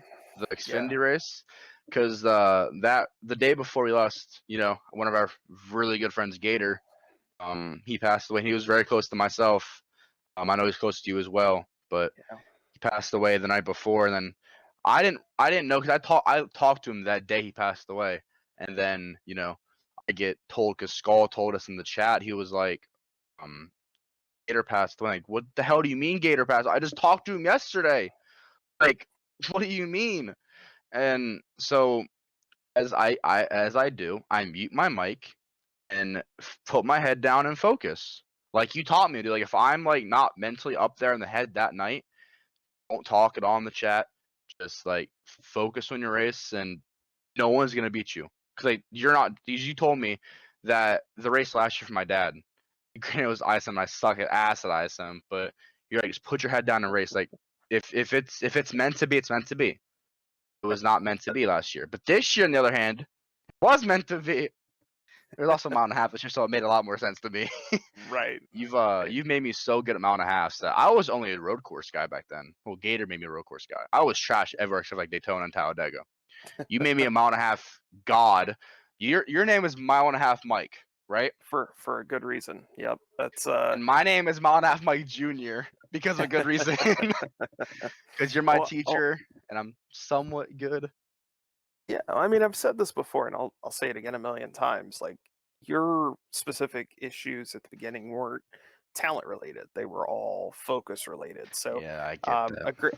A great example was that Indianapolis race from 2019, where like I watched you for an hour and a half, and I was mad. I was mad at you for like it was just like the smallest mistakes. Like not that you were making small mistakes, but like they were careless, right?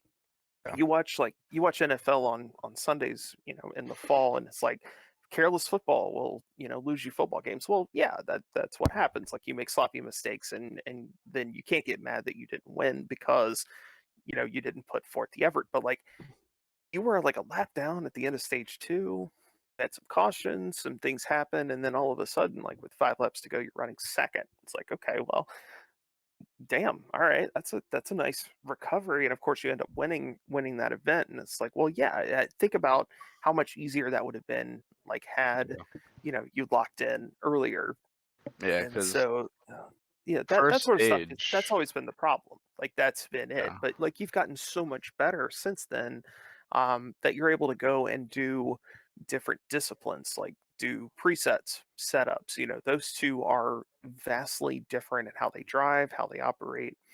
So you're able to do both of those things at a pretty high level. With kind of where we are in talent level of CRL and pure speed, like do that at a high level, and that's great. Like that takes time, that takes it's practice. You have to get practice to be able to lock in your mind to do something. Racing is a repetitive task. You're going to do the same thing over and over and over again until the race is over. So to be able to hit your marks every lap and be able to do that consistently, that takes practice, it takes time, and you have to teach your brain how to do that. So I'm proud of you for that. I'm more proud of you for that than anything else. It's just the how far you've come since we met in February of 2019. So I know that you talk about the Indy race. For a little bit of backstory, I led the entire first stage, stage 1, and you then led the you led some of the first stage. You led well, I started on pole. Some of then the it was first all stage. cautions though.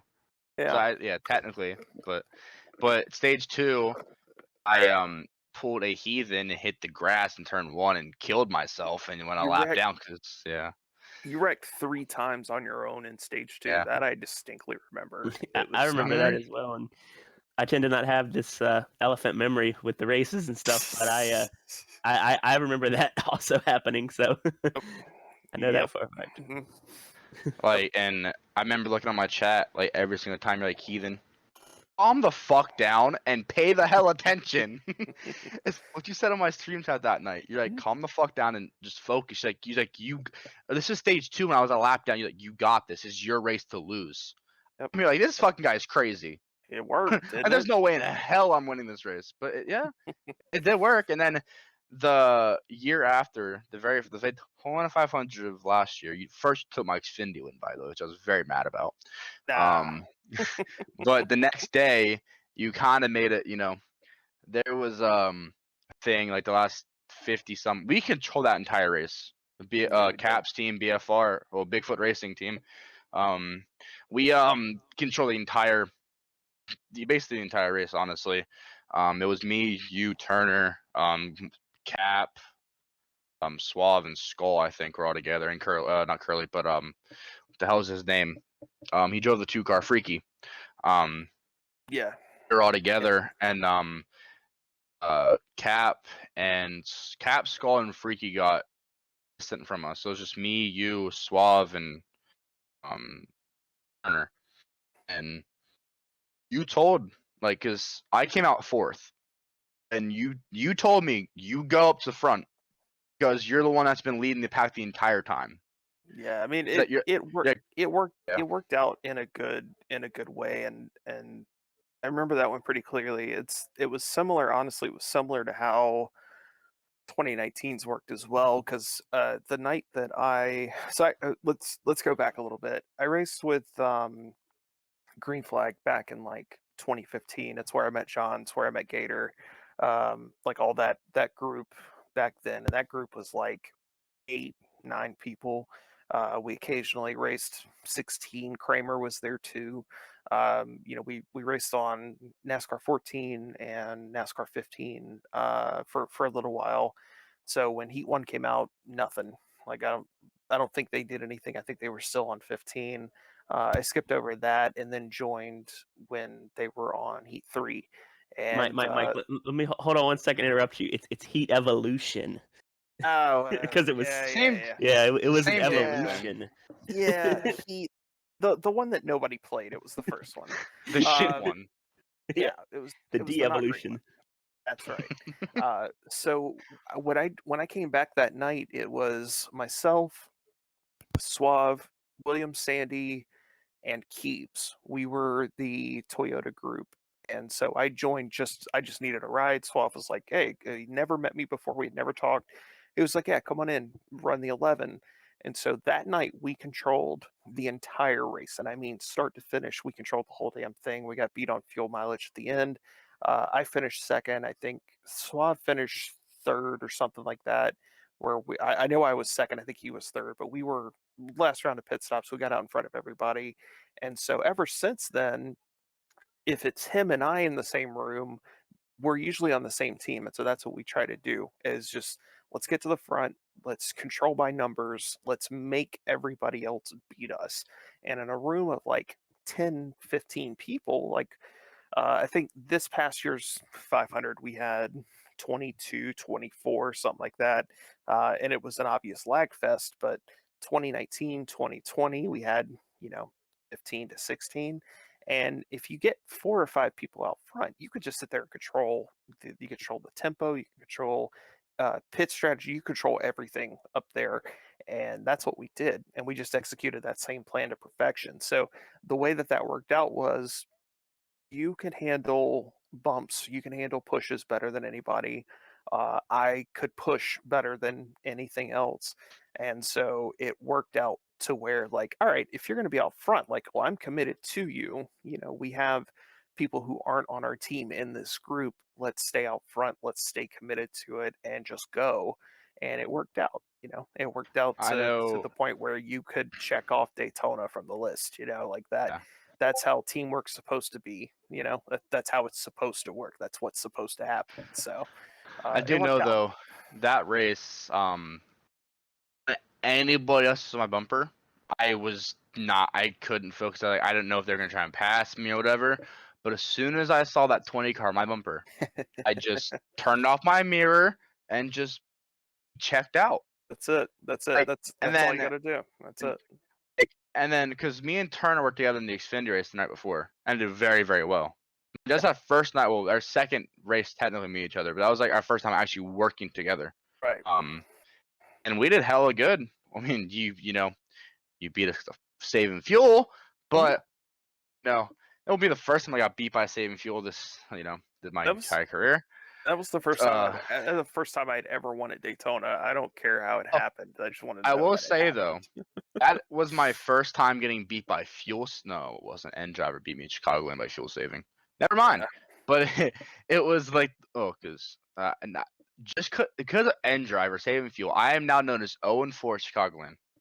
Yeah. Which you made up because I said I'm gonna sweep Chicagoland, and I finished top 5 every single race. Just got people saving fuel, me being a lap down in the stage 2 and had to work my way up to the pack. Yep. Here's the rule in pure speed. If you're gonna call out that you're gonna sweep a four race week, you better at least get 3 of them. All right. That's the rule. You better get at least 3 of them. All right. I didn't get a single one. Yep. But I think I told you a lot of time. Well, when you won the Cup championships in 2019, you weren't in the same party. But when you watch back my stream, you had a lot of screaming for your name. I put a massive. I put 2 posts out because you won the custom and the regular preset championship series of Cup series. Yeah. And you said it made you cry a little bit because I went into full freaking detail. Because like that was our first year working together. Mind you, we've gotten so much closer since that point. We have. Yeah, I mean, last year you were gone because you had my niece, my beautiful niece at that point.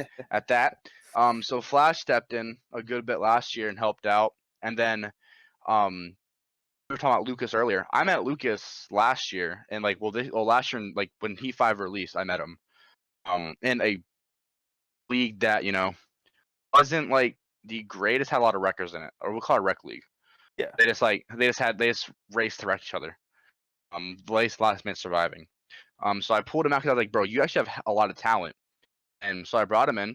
I was like, let me teach you the way I was taught. Mind you, he's on a wheel, so it was completely different. But you see how he is now. I mean, he was good before like this year, but like whenever you hopped on and helped him, helped us both at the same time, it's made me a proud father, and you. Well, I guess are you his uncle or his grandfather? Because I call you my brother or my dad. It doesn't matter which one. You said that you're not on to be my dad though. And we've got a real weird family tree here. Like, and Flash my husband. Yeah, we're all over the place. Nah, he honestly, I have very much enjoyed working with Lucas because I don't know what it is. I don't know if it's the fatherhood thing or what, but like I hop onto Heat now and I just don't have that. And I mentioned this in the group chat earlier this week, but like I hop on and like I just don't have the. I literally hop on for the races these days, and that's about it. It's like I'm just gonna rip a Heat 4 setup. I'm gonna throw it in, and I'm gonna hope for the best, and we'll see where it goes. And so you see that in like I finished second at Homestead, I finished second in Atlanta. Like those sort of things. Like if I put it any time, like I'm probably gonna have a little bit better of a shot of winning. But I just don't. I don't have that right now. It's just not there. Being on iRacing is probably part of that, but to see like Lucas is a great example of like giving him something to work with. I gave him something for Phoenix, and just kind of an odd, I threw it in our chat and I was like, hey man, here, try this, and maybe since you're on the wheel, adjust a couple things here and there. he took it and ran with it and won the damn race. It's like, well, okay, Convincingly at that that. And I was gonna say in a convincing fashion, yeah. in a very convincing fashion, like took off and left everybody, and saved enough tire here and there, and played the strategy exactly as you should. And with ISM, it's all strategy ultimately. It's all tire conservation and making sure you can get to the end of a run. And he did that perfectly, like as exactly as you would want to. So I think part of it in Heat 5, at least for him, it's the car control on the wheel, especially since him and I have the same wheels. So like we, like I understand what he's looking for out of it, which helps a lot. But even giving him just a couple of inches of information, he can take that a mile and run with it, and that's been terrific. I haven't, especially with I consider him he's not a road course only guy. Obviously, he can race and race He well claims anywhere. himself to be one.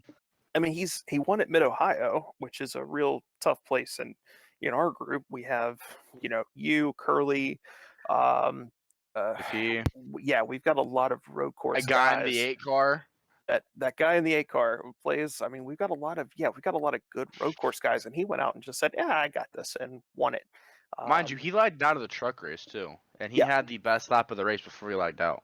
Right. So, and if he didn't if he didn't lag out of the race, he probably would have won that race. So he probably would have spent the entire week. Mind you, absolutely. I had 5 wins last year, technically 6, but I had 1 taken away from me. So I'm gonna say I had 6 wins last year. Okay. I got points for the win. He's already at 5 wins, and we're what, 6 weeks into the year, 7 Yeah. weeks into the year. He's on my pace from 2018. Yeah, it's awesome. I think he's on better pace, honestly. By now, yeah, because I didn't Because get you hot didn't win your until- first race till like Well, the it's like Xfinity wins checked off pretty quickly, but was everything different. else took a minute. Yeah, I mean he's doing great. My only concern is that his internet situation isn't the greatest, and so Anymore. I fear that that's going to be a problem moving forward, and I hope it's not. But I'm excited to see what he does, mostly because I want to see him branch out. Rowdy Matt created a new series, the tuned up esports stuff.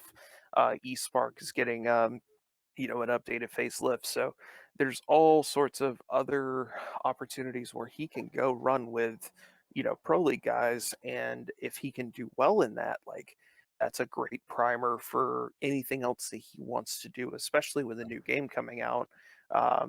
If he wants to have more competition, if he wants to take it to another level, if you will, the old cliche of taking it up a notch. If he wants to do that, the opportunities are there for him, and the same for you guys too. Like the opportunities are there for you. It's just a question of whether or not you have time and whether or not you want to do it.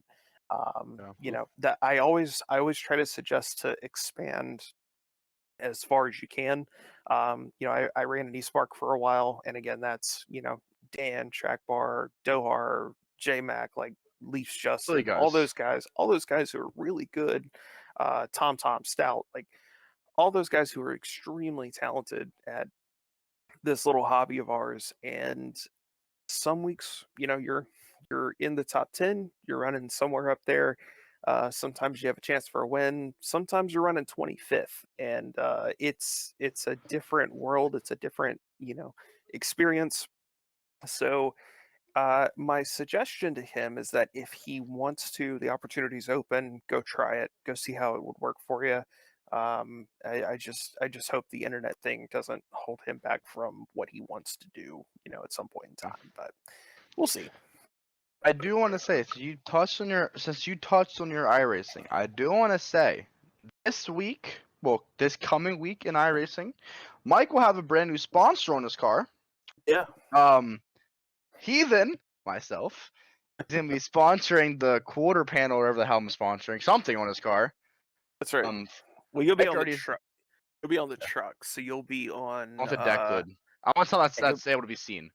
Yeah, you'll have the entire deck lid. Let's put it that way. So Yeah. what you tell me is put I sent you my logo earlier. Yeah. It's not you need to. You still need to tell me what color scheme you need. But I'm gonna have my Twitch so big so no one can miss it. That's fair. So it's the current. Let's take a step back there. The current color scheme for that one is like a dark brown. I have I'm a friend. colorblind, so I need a picture of it. Yeah, it's got a friend of a from a past life. He was a former lieutenant of mine in when I was in the army, but he went out and created a saddle hunting supply company, essentially tethered, and they do the saddle hunting exclusively. You want to go hunt in a tree from anywhere, you can absolutely do that. I was gracious enough to he or really I'm grateful to him for just showing some interest and wanting to put the logo on the trucks. So that's where we're at now. With the sponsorship, at least we're doing that through Tethered. So hoping to have some more activation with them at some point in time. That'd be pretty cool. Also have Sin on Twitch, who's a Destiny streamer, guy I went to college with. I'll have an alternate scheme for him at some point in time by Wow. I'd hope August, or I'm sorry, not August, April, like mid-April, late April, somewhere in there. But yeah, there's some good stuff happening. So we're gonna put you right on the deck lid just because it's the biggest space possible. Can I have my own? Can I have my own paint scheme one day for my birthday? That Yeah, week? yeah, So I can, bro. I can promote the CRL podcast on it and my own Twitch. yeah, I Ooh, can promote everything.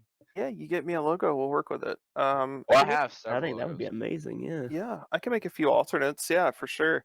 Yeah. Look in the iRacing Discord. Look at the Right schedule. now. Pick the week whenever you have a second, and we'll do it. Right now. Let's Yeah, schedule that. I suppose I can look at it too. I'm in Discord as well, but Oh, it's the big thing that says schedule. I am so smart. and I wrote the schedule out, so it should be readable, or it better be. Okay, what track do you think there's the best chance at? Because the week of my birthday is North Wilkesboro, Ooh, and then the Lord. week after is the Watkins Glen. So pick your poison. Let's do Myrtle Beach. let's do the first one because that I ain't gonna be good at Watkins Glen. I think we both know that. What about Myrtle Beach? Myrtle That's Beach. Well, that's your home track. yeah, Myrtle Beach is gonna be. I think that one's gonna be probably a special one for. That For one might yourself, be a yeah. special one for me, but are we looking at the same thing? Look at the one that Suave posted on 1:30. No. Look at the truck schedule. Haha, wait, what? Let's see Yeah. one schedule dog. The one that starts with Bristol Dirt that we ran last week. Finished 7th, by the way. I'm very happy I about that. saw. Yeah, Nice very job. So pleased with happy that. for you. Yeah, it's a top 10. I was about to say it's a top. It's a top 20, but we only had 16. So Yeah, y'all Here's are the doing a lot of thing, cool dog. stuff over there in the iRacing side. That come I can't come see it join because us. I don't have a I know. roll, so I kind of I sold can't. my wheel, so I have to get my wheel. I have to get a wheel back, and Oh I have to- man, And I'm getting a good wheel. here you go. Not that the wheel you gave me was trash. It was trash. Yeah, I mean, it was free. All right, I appreciate it. Yeah, This here is you the go. whole like 12 times.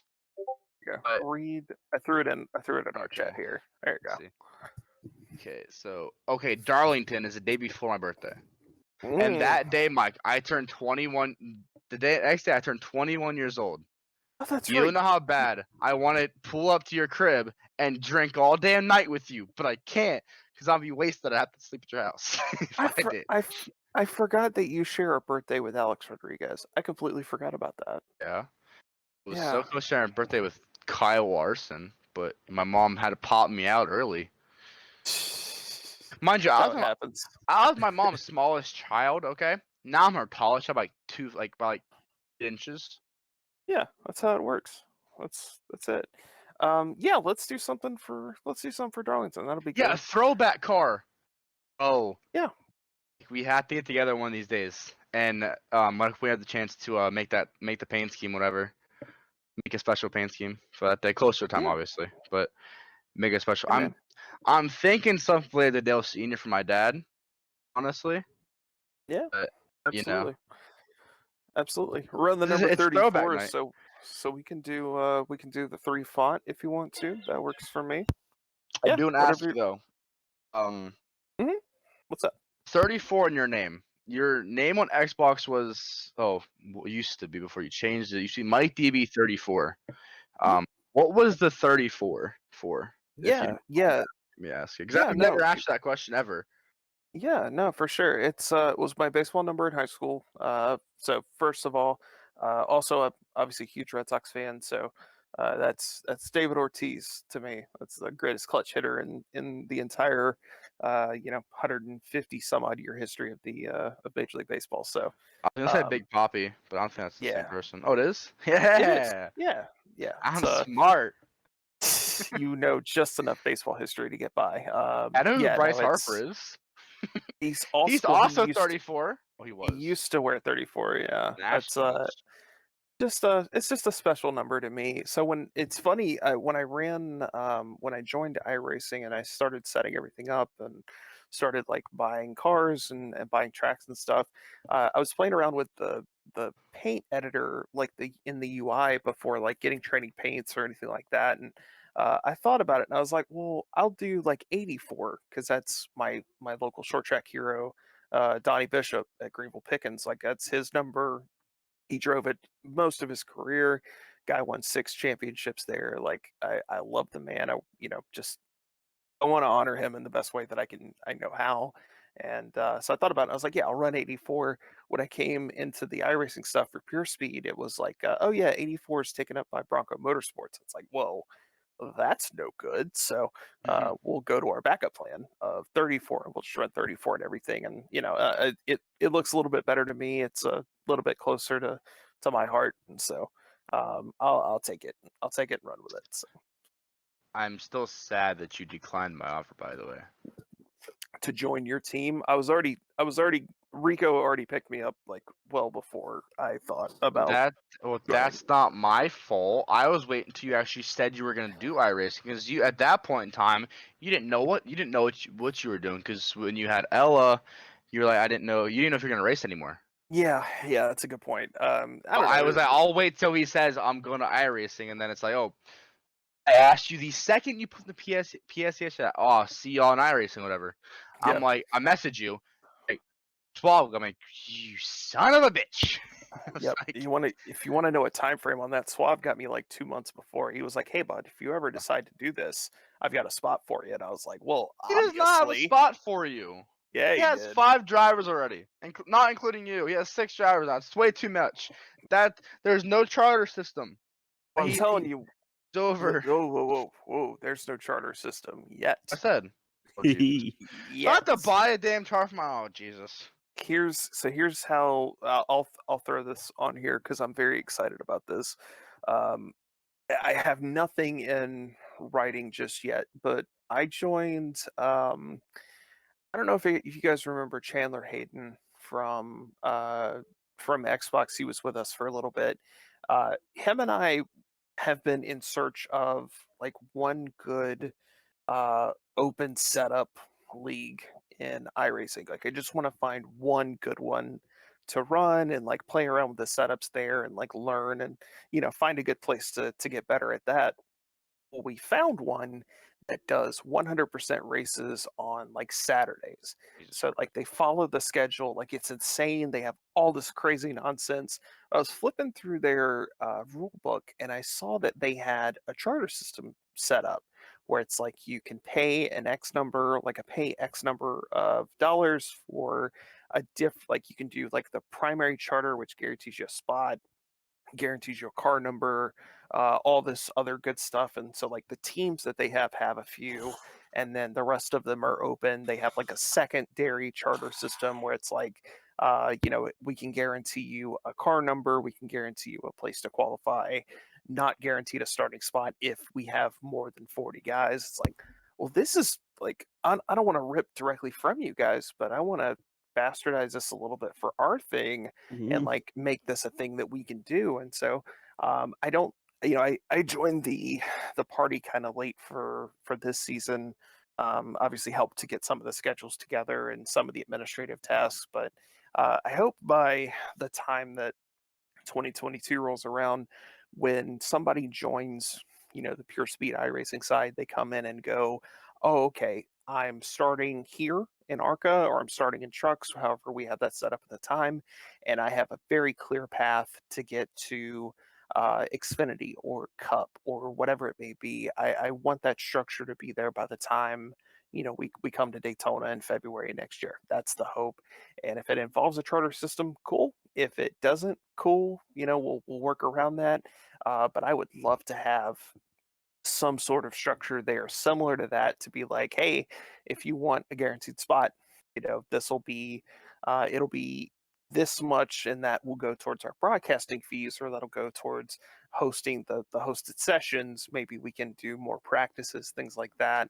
I really want something like that, and I have an idea in mind. But the good news is we've got 10 months to figure it out. So, we've got plenty of time. I just want to have that set by the end of the year. So there is no charter system yet.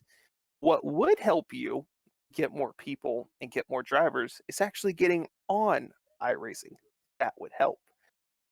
That would be a huge help for you. I know you're not quite able to just yet, but once you are, you'll have a team fill up in no time. Like, it will take absolutely no time to do, because we have, like, obviously there are people all over the service who are just looking for someplace to race, right? Mhm. So that's it. That's all they're there Uh, for. They it's just a want huge community. I Yeah. want to ask you a question Exactly. then. Mhm. Whenever I do go to iRacing, which I said when, it's not if, it's when I go to When, right? iRacing. Correct. Either you're racing for me or I'm racing for you. You don't get no choice in that matter. Man, We have been a dynamic duo since I started league racing ever. We're So- not splitting up Putting the now. man on the spot right here on the Hell podcast. yeah, I am, because then it's documented, my guy. now we got to make you like a satellite team or something. I can't betray My Rico own like team. that. I Hey, can't do that to Suave Rico. likes me. Suave likes me. He For might put me in now. as he might put me as like a part-time driver, or an Yeah. affiliate team like they did with Christopher. But I don't want to say his name. Uh-huh. You can't. Yeah. After what happened at Bristol Dirt, I cannot. I I can't can't. believe it took I can't I'm believe it not took you gonna do it. this long. Yeah. Well, I used to Yeah. drive his car though, and Heat, so I kind of Uh, can't. I couldn't back me off him because Larson didn't have a car in Heat 5. Screw that. No, that's Fuck it's Christopher Bell. yeah. There we go. I just said it.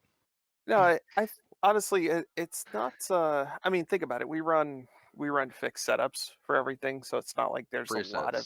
Presets. There's not a lot of information that isn't readily available. You know what I mean? Like, obviously, we'll still work together once you're in trucks or whatever it may be. Once you're fully running, like, we'll still work together.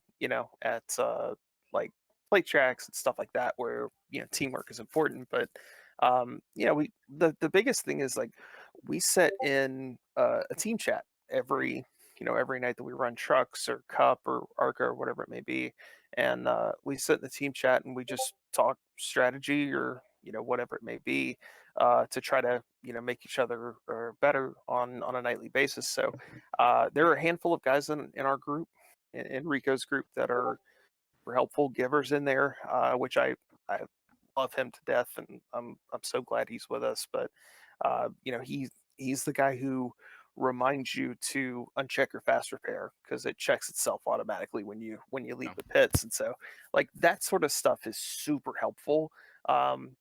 So yeah, we'll make some sort of agreement that you're like a satellite operation, like a furniture row sort of thing. Do want to say though, you basically just told me no. Yes, But but today is also April Fool's Day now, so I got your ass. You said yes.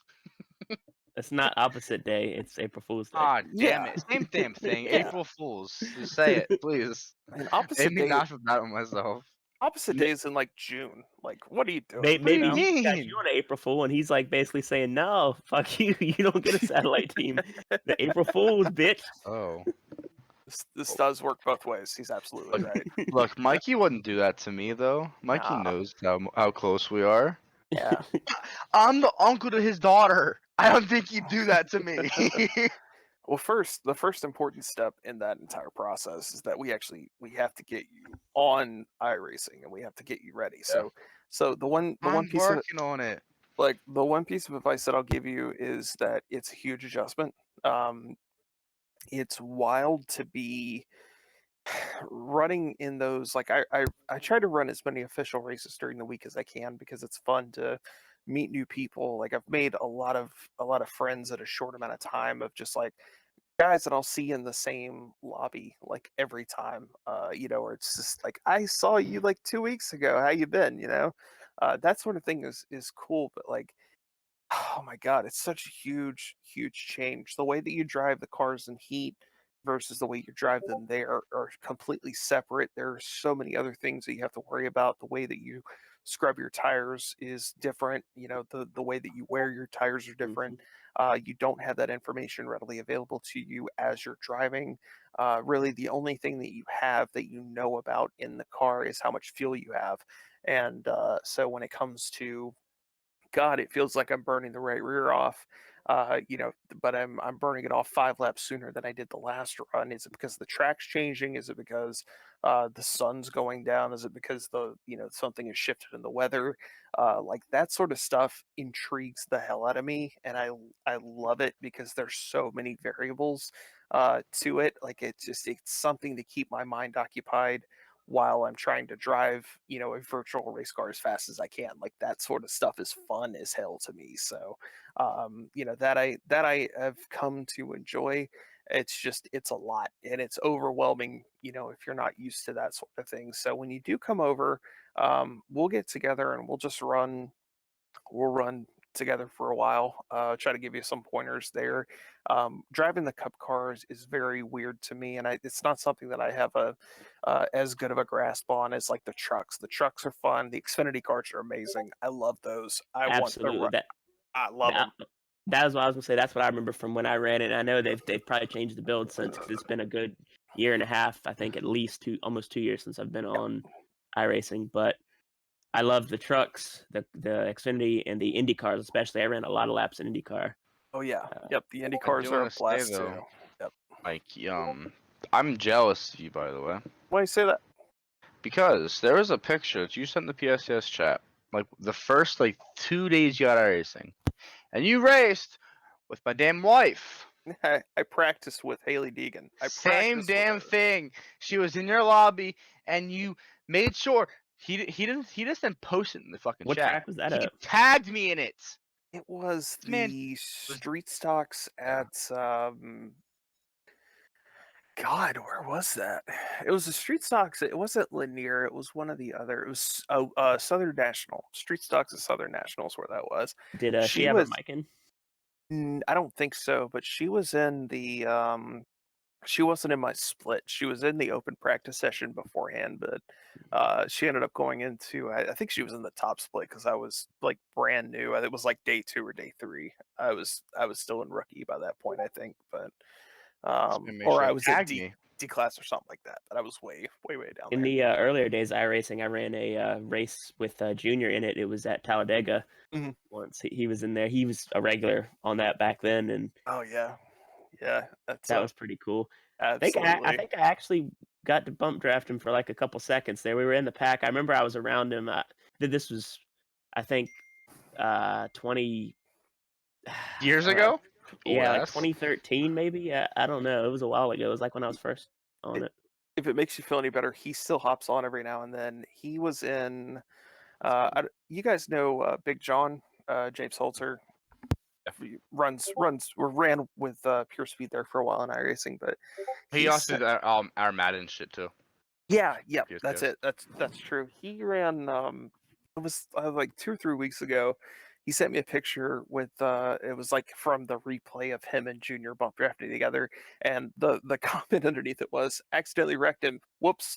It's just like oh What? my god, like oh no, like you wrecked my hero. You How wrecked could you? you wrecked You Dale know? Jr. Wrecked redneck Jesus, like how could you? And I thought that was the funniest thing in the world. But Junior was cool about it. Like so he still runs, a decent amount. I think that was in like a hosted lobby that they ran with somebody, but he runs all the time. TJ Majors runs all the time. Like, it's cool That's as hell Keegan to. Spotter. Yeah, I was in one lobby as well with Elliot Sadler in a Carb Cup lobby, and He's still racist? it took everything. He owns one of the Coca-Cola racing, like the iRacing series teams. Really? Yeah, and it took everything to not like key the mic up and go, "Hey Elliot," that was it. Like I just wanted to say that and I couldn't do it.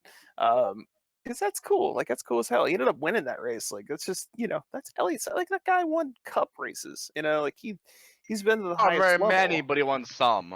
He won. He flipped at Talladega twice in memorable fashion. Like that's the same guy. At least So not like me now. He almost killed himself at Texas. So No, that one at Pocono, he took the hard hit into the Elliot Sadler Armco. with him and was it Kurt? It was the Blue Deuce. I know that. I think it was Kurt at the time though. Yeah, Kurt and Jimmy wrecked in front of him, and then he got caught up in the stuff behind and took just that nasty hit into the. And the thing is, 90-degree nobody corner. has the actual angle of it either. No one does. No, There's like ESPN there's a janky ass video on the internet, but it's not. There's no clear of like how he hit.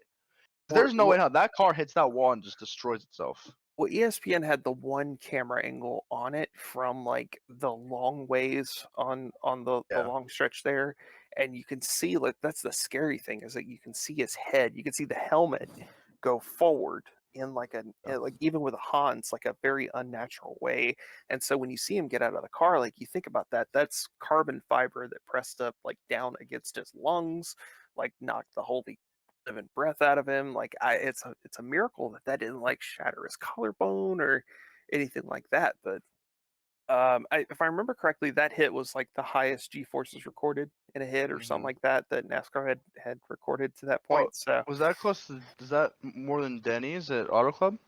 yeah, And then Laguna got into it. Oh yeah, by far.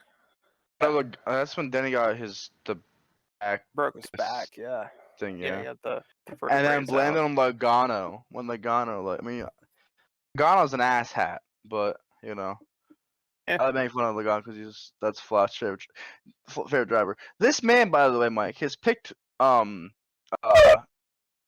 single week, by the way, except like 2. Sounds about right. It's I like Logano the commentator. I can't stand him. Oh yeah. I do want to ask you though, Mike. Since I won't have you since we don't have you next week, we're there at what, Martinsville next week? Oh, we should know because we're in PSS there next week. Well, actually, I'll ask you this. Since there's no CRL this week, the rest of the week, so I mean that kind of sucks because servers are shit. Who do you have winning next week in PSES at Martinsville? I know it's not fucking Heathen. Heathen's ass in Martinsville. So Who do you have winning though? Yeah, no, me and you will be running for 9th and 10th. Yeah, it will not be great. Well, we've had 16 every single night though, so. Yeah, honestly, that's a good question. I would love to say Turner. Turner would probably be the dead giveaway there. Jamie would have been the answer if Jamie were running with us. But miss Jamie. Me too. That would have been the obvious one, but I'll probably go with Turner. I mean that makes the most sense. Yeah, he's pretty good on short tracks and places that require a lot of brake. Obviously, he builds these setups from scratch, so that would probably be the guess. And of course, Chevy's won every race so far. So is that talking about for both races? Are we there for Xfinity and Cup or just Truck and Cup? I'll take him. I'll take him. I think we're only doing Xfinity and Cup, so I'll take him for both because he's pretty good in the Xfinity cars too. He's second on the all-time Xfinity wins list, so there's a good reason. It's a long way to catch up to you though.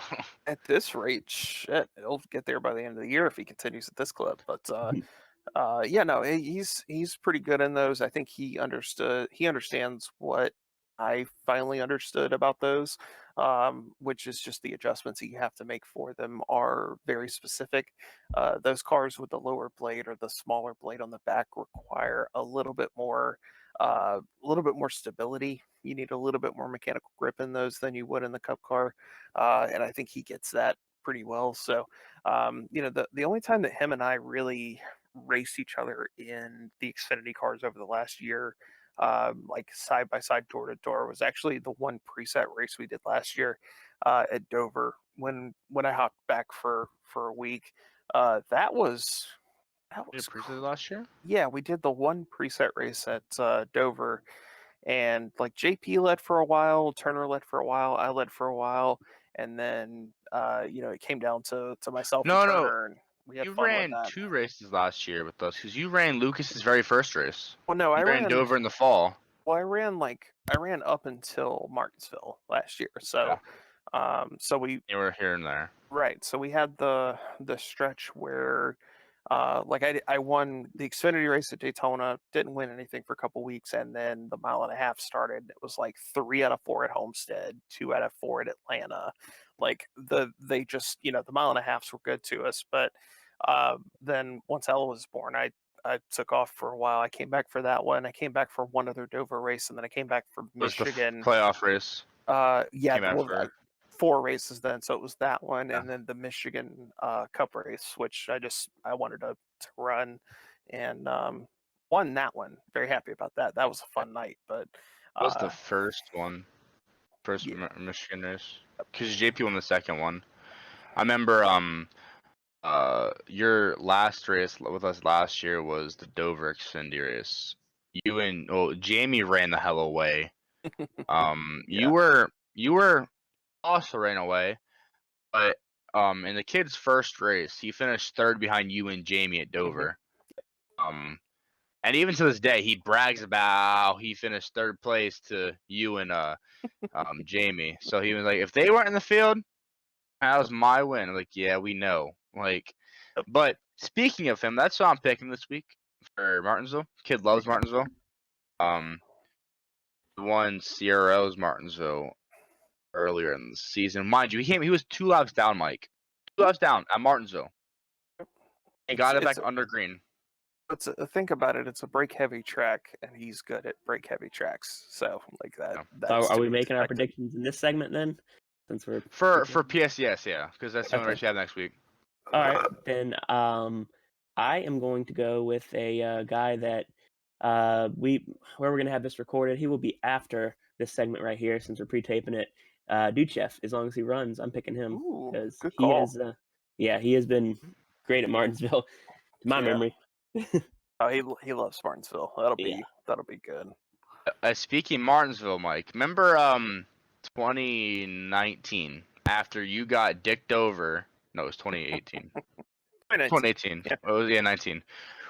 When you said I'm sweeping Bristol early in the year, and this one person wrecked you to that, and I can't say him or her, but I told his ass that I was gonna pay him back because I know you didn't have the balls to do it. I said I'll get your ass back. He didn't believe me. Nobody believed I would do it. Comes to Martinsville, and mind you, he probably had the best car all night. Mind you, we were in the exact same paint scheme. Not even planned out. We ran the exact same paint scheme, and I lost the brakes like 8 times that race. It happened right when he was right behind me, or right in front of me. And then when you and Swaff passed me, I made his life a living hell to get past me. Yeah. Those are good times. That was again, I miss that a lot. I miss that. I don't miss my aggression, but I miss having you race every single week. Yeah, that was fun. Yeah. I was also dog shit back then, so. Well, I mean, that's why it was nice to have Mike on today in this segment. And bring back some of those memories, and that was a lot of your memories. Like everything talked about so far. Like that's not even half of what we have to have him back when he's situated at his new crib, when he's like everything. Yeah, man. Want to have him back on. Oh yeah, when we've already said there's a couple people that have already. No, Rock wants to be back on. Yeah, Rock, and I know. Yeah, he wants to be back because turbines fucked him over twice. Cole and K-Rob want to get back. K-Rob wants to be back. He actually wants to have an actual segment. Without Cole talking over him the entire time. But That was some good stuff he had to tell though. Good stories. That was kept my attention the whole time. Yeah. Mike, is there anything you want to say before we close out this segment with you tonight? Um, Don't say "fuck you, heathen" or "shut up, no, heathen." no, That not is tonight. our iconic thing. Nah, not tonight. Um, yeah, that would be rude. I'm a guest here. That would be horribly rude. I'm the No, host. no. I guess the only thing that I would probably throw out there is while I'm flipping through Discord. Let me pull up the Pure Speed schedule. So for everybody who does follow Pure Speed, thank you for that. We very much appreciate it. Our broadcasters appreciate it a ton too. We've got kind of the network of like K Rob and Dirty Bird and all those Barrett, guys, Hollister, Gerald Cole. Hollister, yep, all those guys who are just awesome at what they do. Appreciate everybody tuning in for those.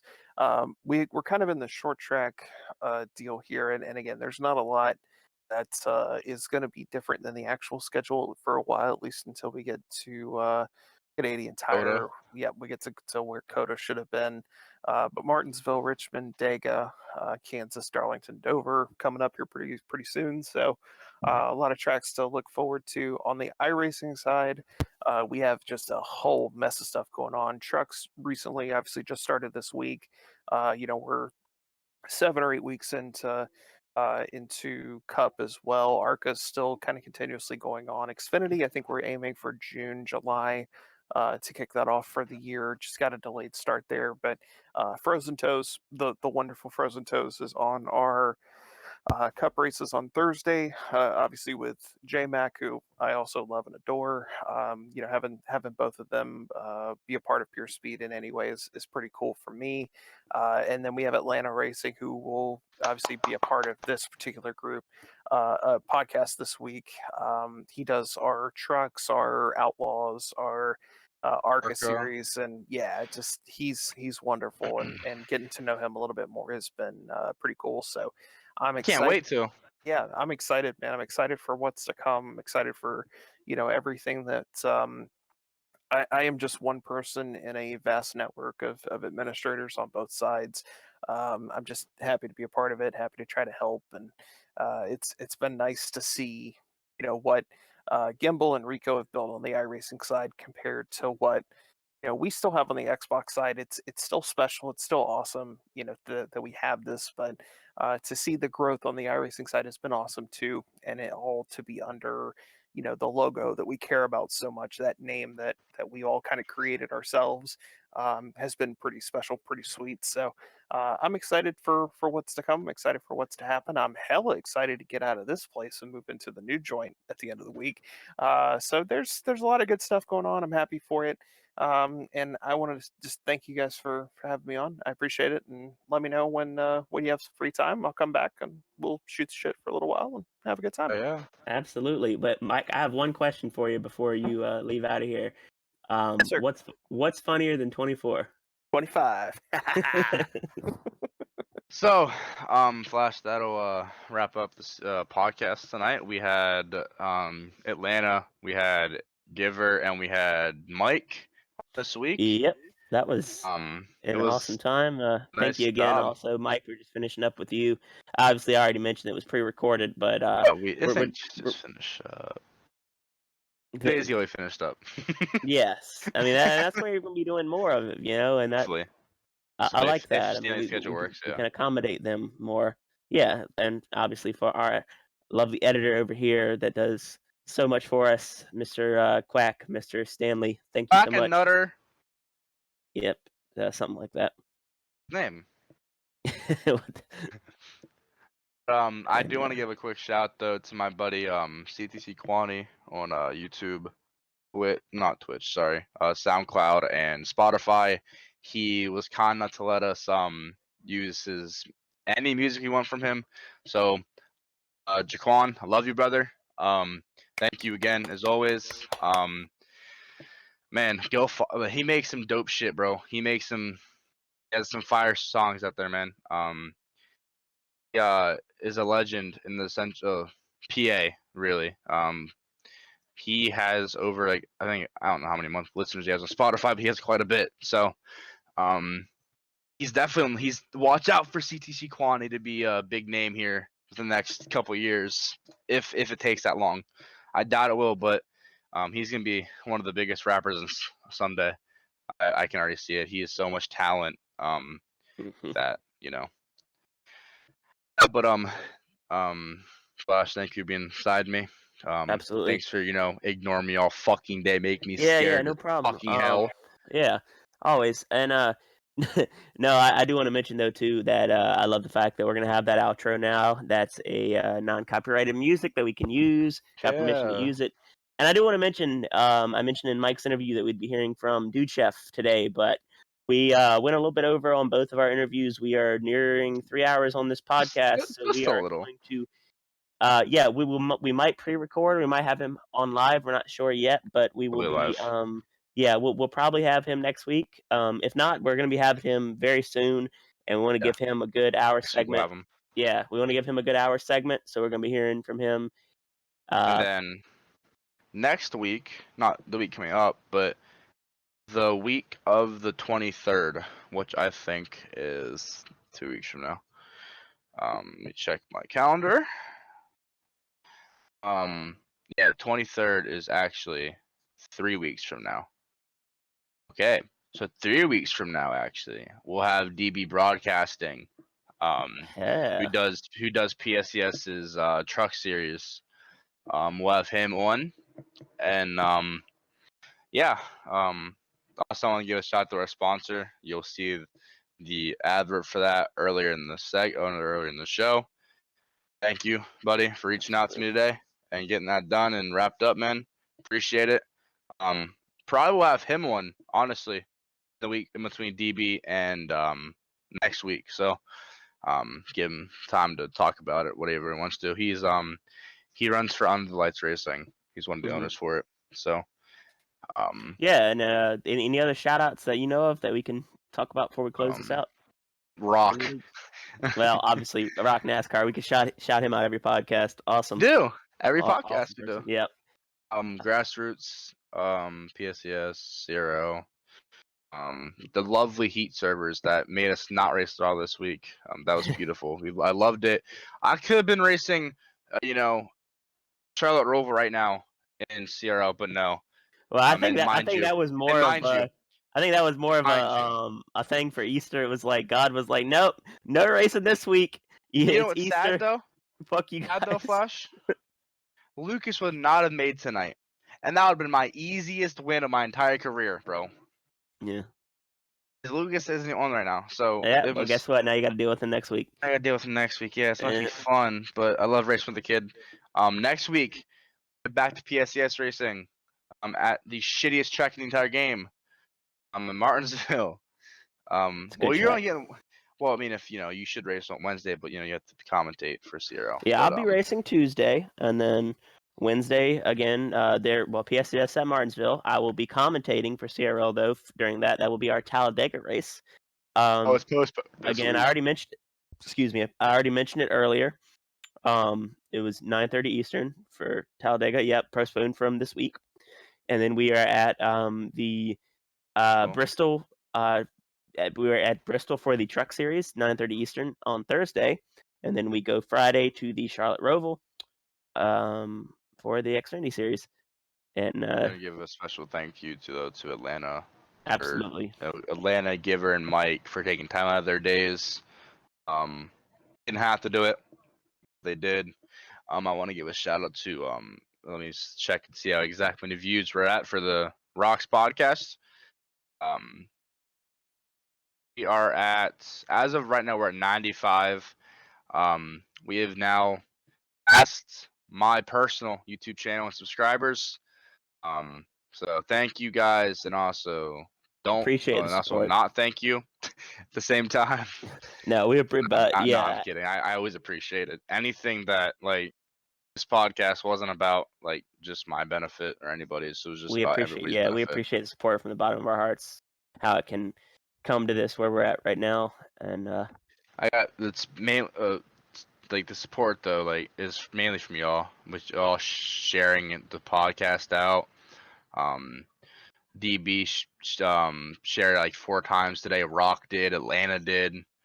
I'm actually going to be joining Atlanta in the booth Sunday night for the iRacing PSCS Dirt Series. Outlaw, Dirty Outlaw is what I'm pretty sure it's called. What he said it was.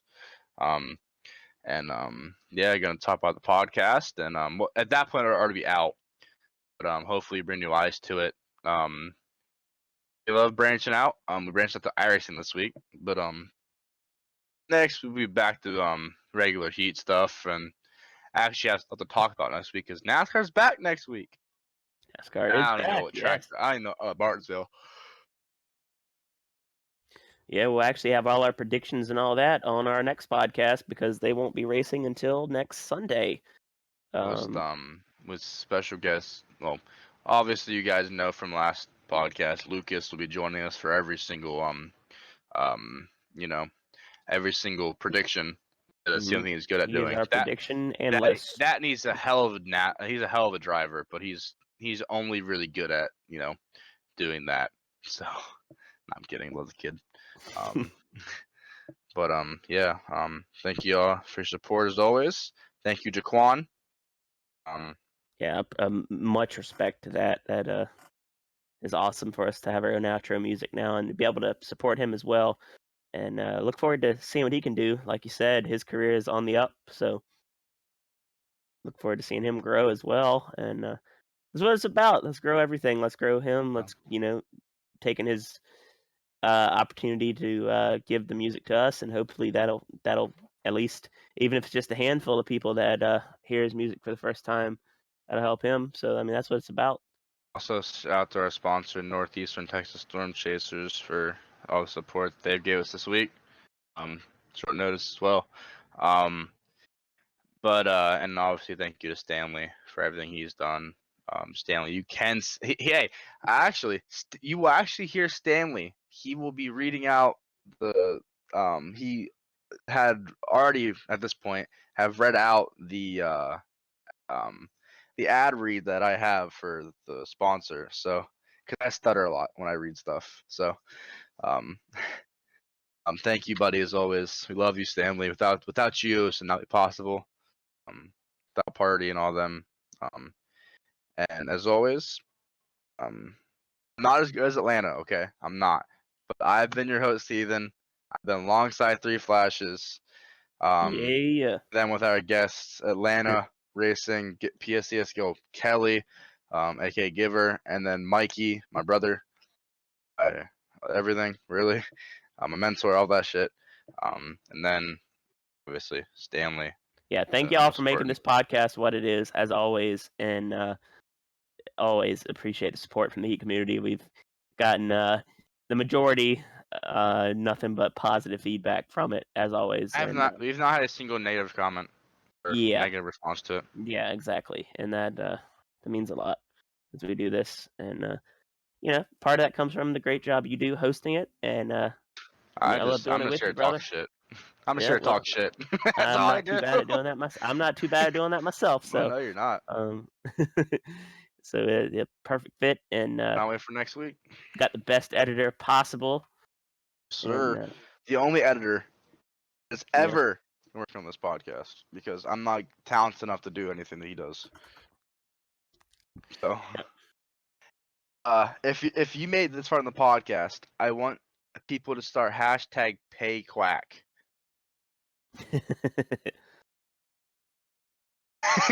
Man's he deserves it. He deserves everything. He deserves all the credit too for everything that we put on here, and he's gonna have all this spliced together. We've had three separate recordings here that we've got to get together, and you fucked up. No, I mean that was when we're gonna have to do anyway. It's technically 4 because of the ad read too. Yeah, absolutely. So, but yeah, I mean definitely, and yeah, go ahead, Ethan, close it out. But again, I want to say, very much enjoy doing this with y'all, and it's always a highlight of my start to my weekend. So, thanks everyone tuning in, and and everything for all the support. Thank you. All right. So from everybody here at the CRL podcast, I'm, Hurst Heathen, Flash, Quack, Atlanta, Giver, Mike, fuck it, everybody, Rock, Party, everybody, Chevy's shitty ass turbines. We've brought to came to you tonight from PodcastVille USA. Shout out to our sponsor, Northeastern. One more shout out and then close. Sorry to interrupt. One more shout out. Do not forget, we have our tryouts coming up for CRL in June. We are getting there, close to it. The season's going to end as quicker than we could expect. It's going to be in April when we end our season, late April. We're in April now, but late April we will be ending our season. Early May, possibly. We've had to push it back a week, but we'll be doing the tryouts in June. So please tune in for that. Please, we'll be talking about it more and more in the podcasts and in the broadcasts. But please come out, try out. We're looking for any kind of talent you can bring, and that's what we want to build this league up. So, yep. And on that note, hand it back to you. As I said, I was saying, shout out to our sponsor, Northeastern Texas Storm Chasers, and I'm gonna let Jaquan. I'm gonna let Jaquan take it out with his single "Lonely." But I've been feeling lonely, lonely, lonely. I feel nobody knows me, knows me, knows me. I swear my heart is frozen, frozen, frozen. I swear God told me going, so I keep on going.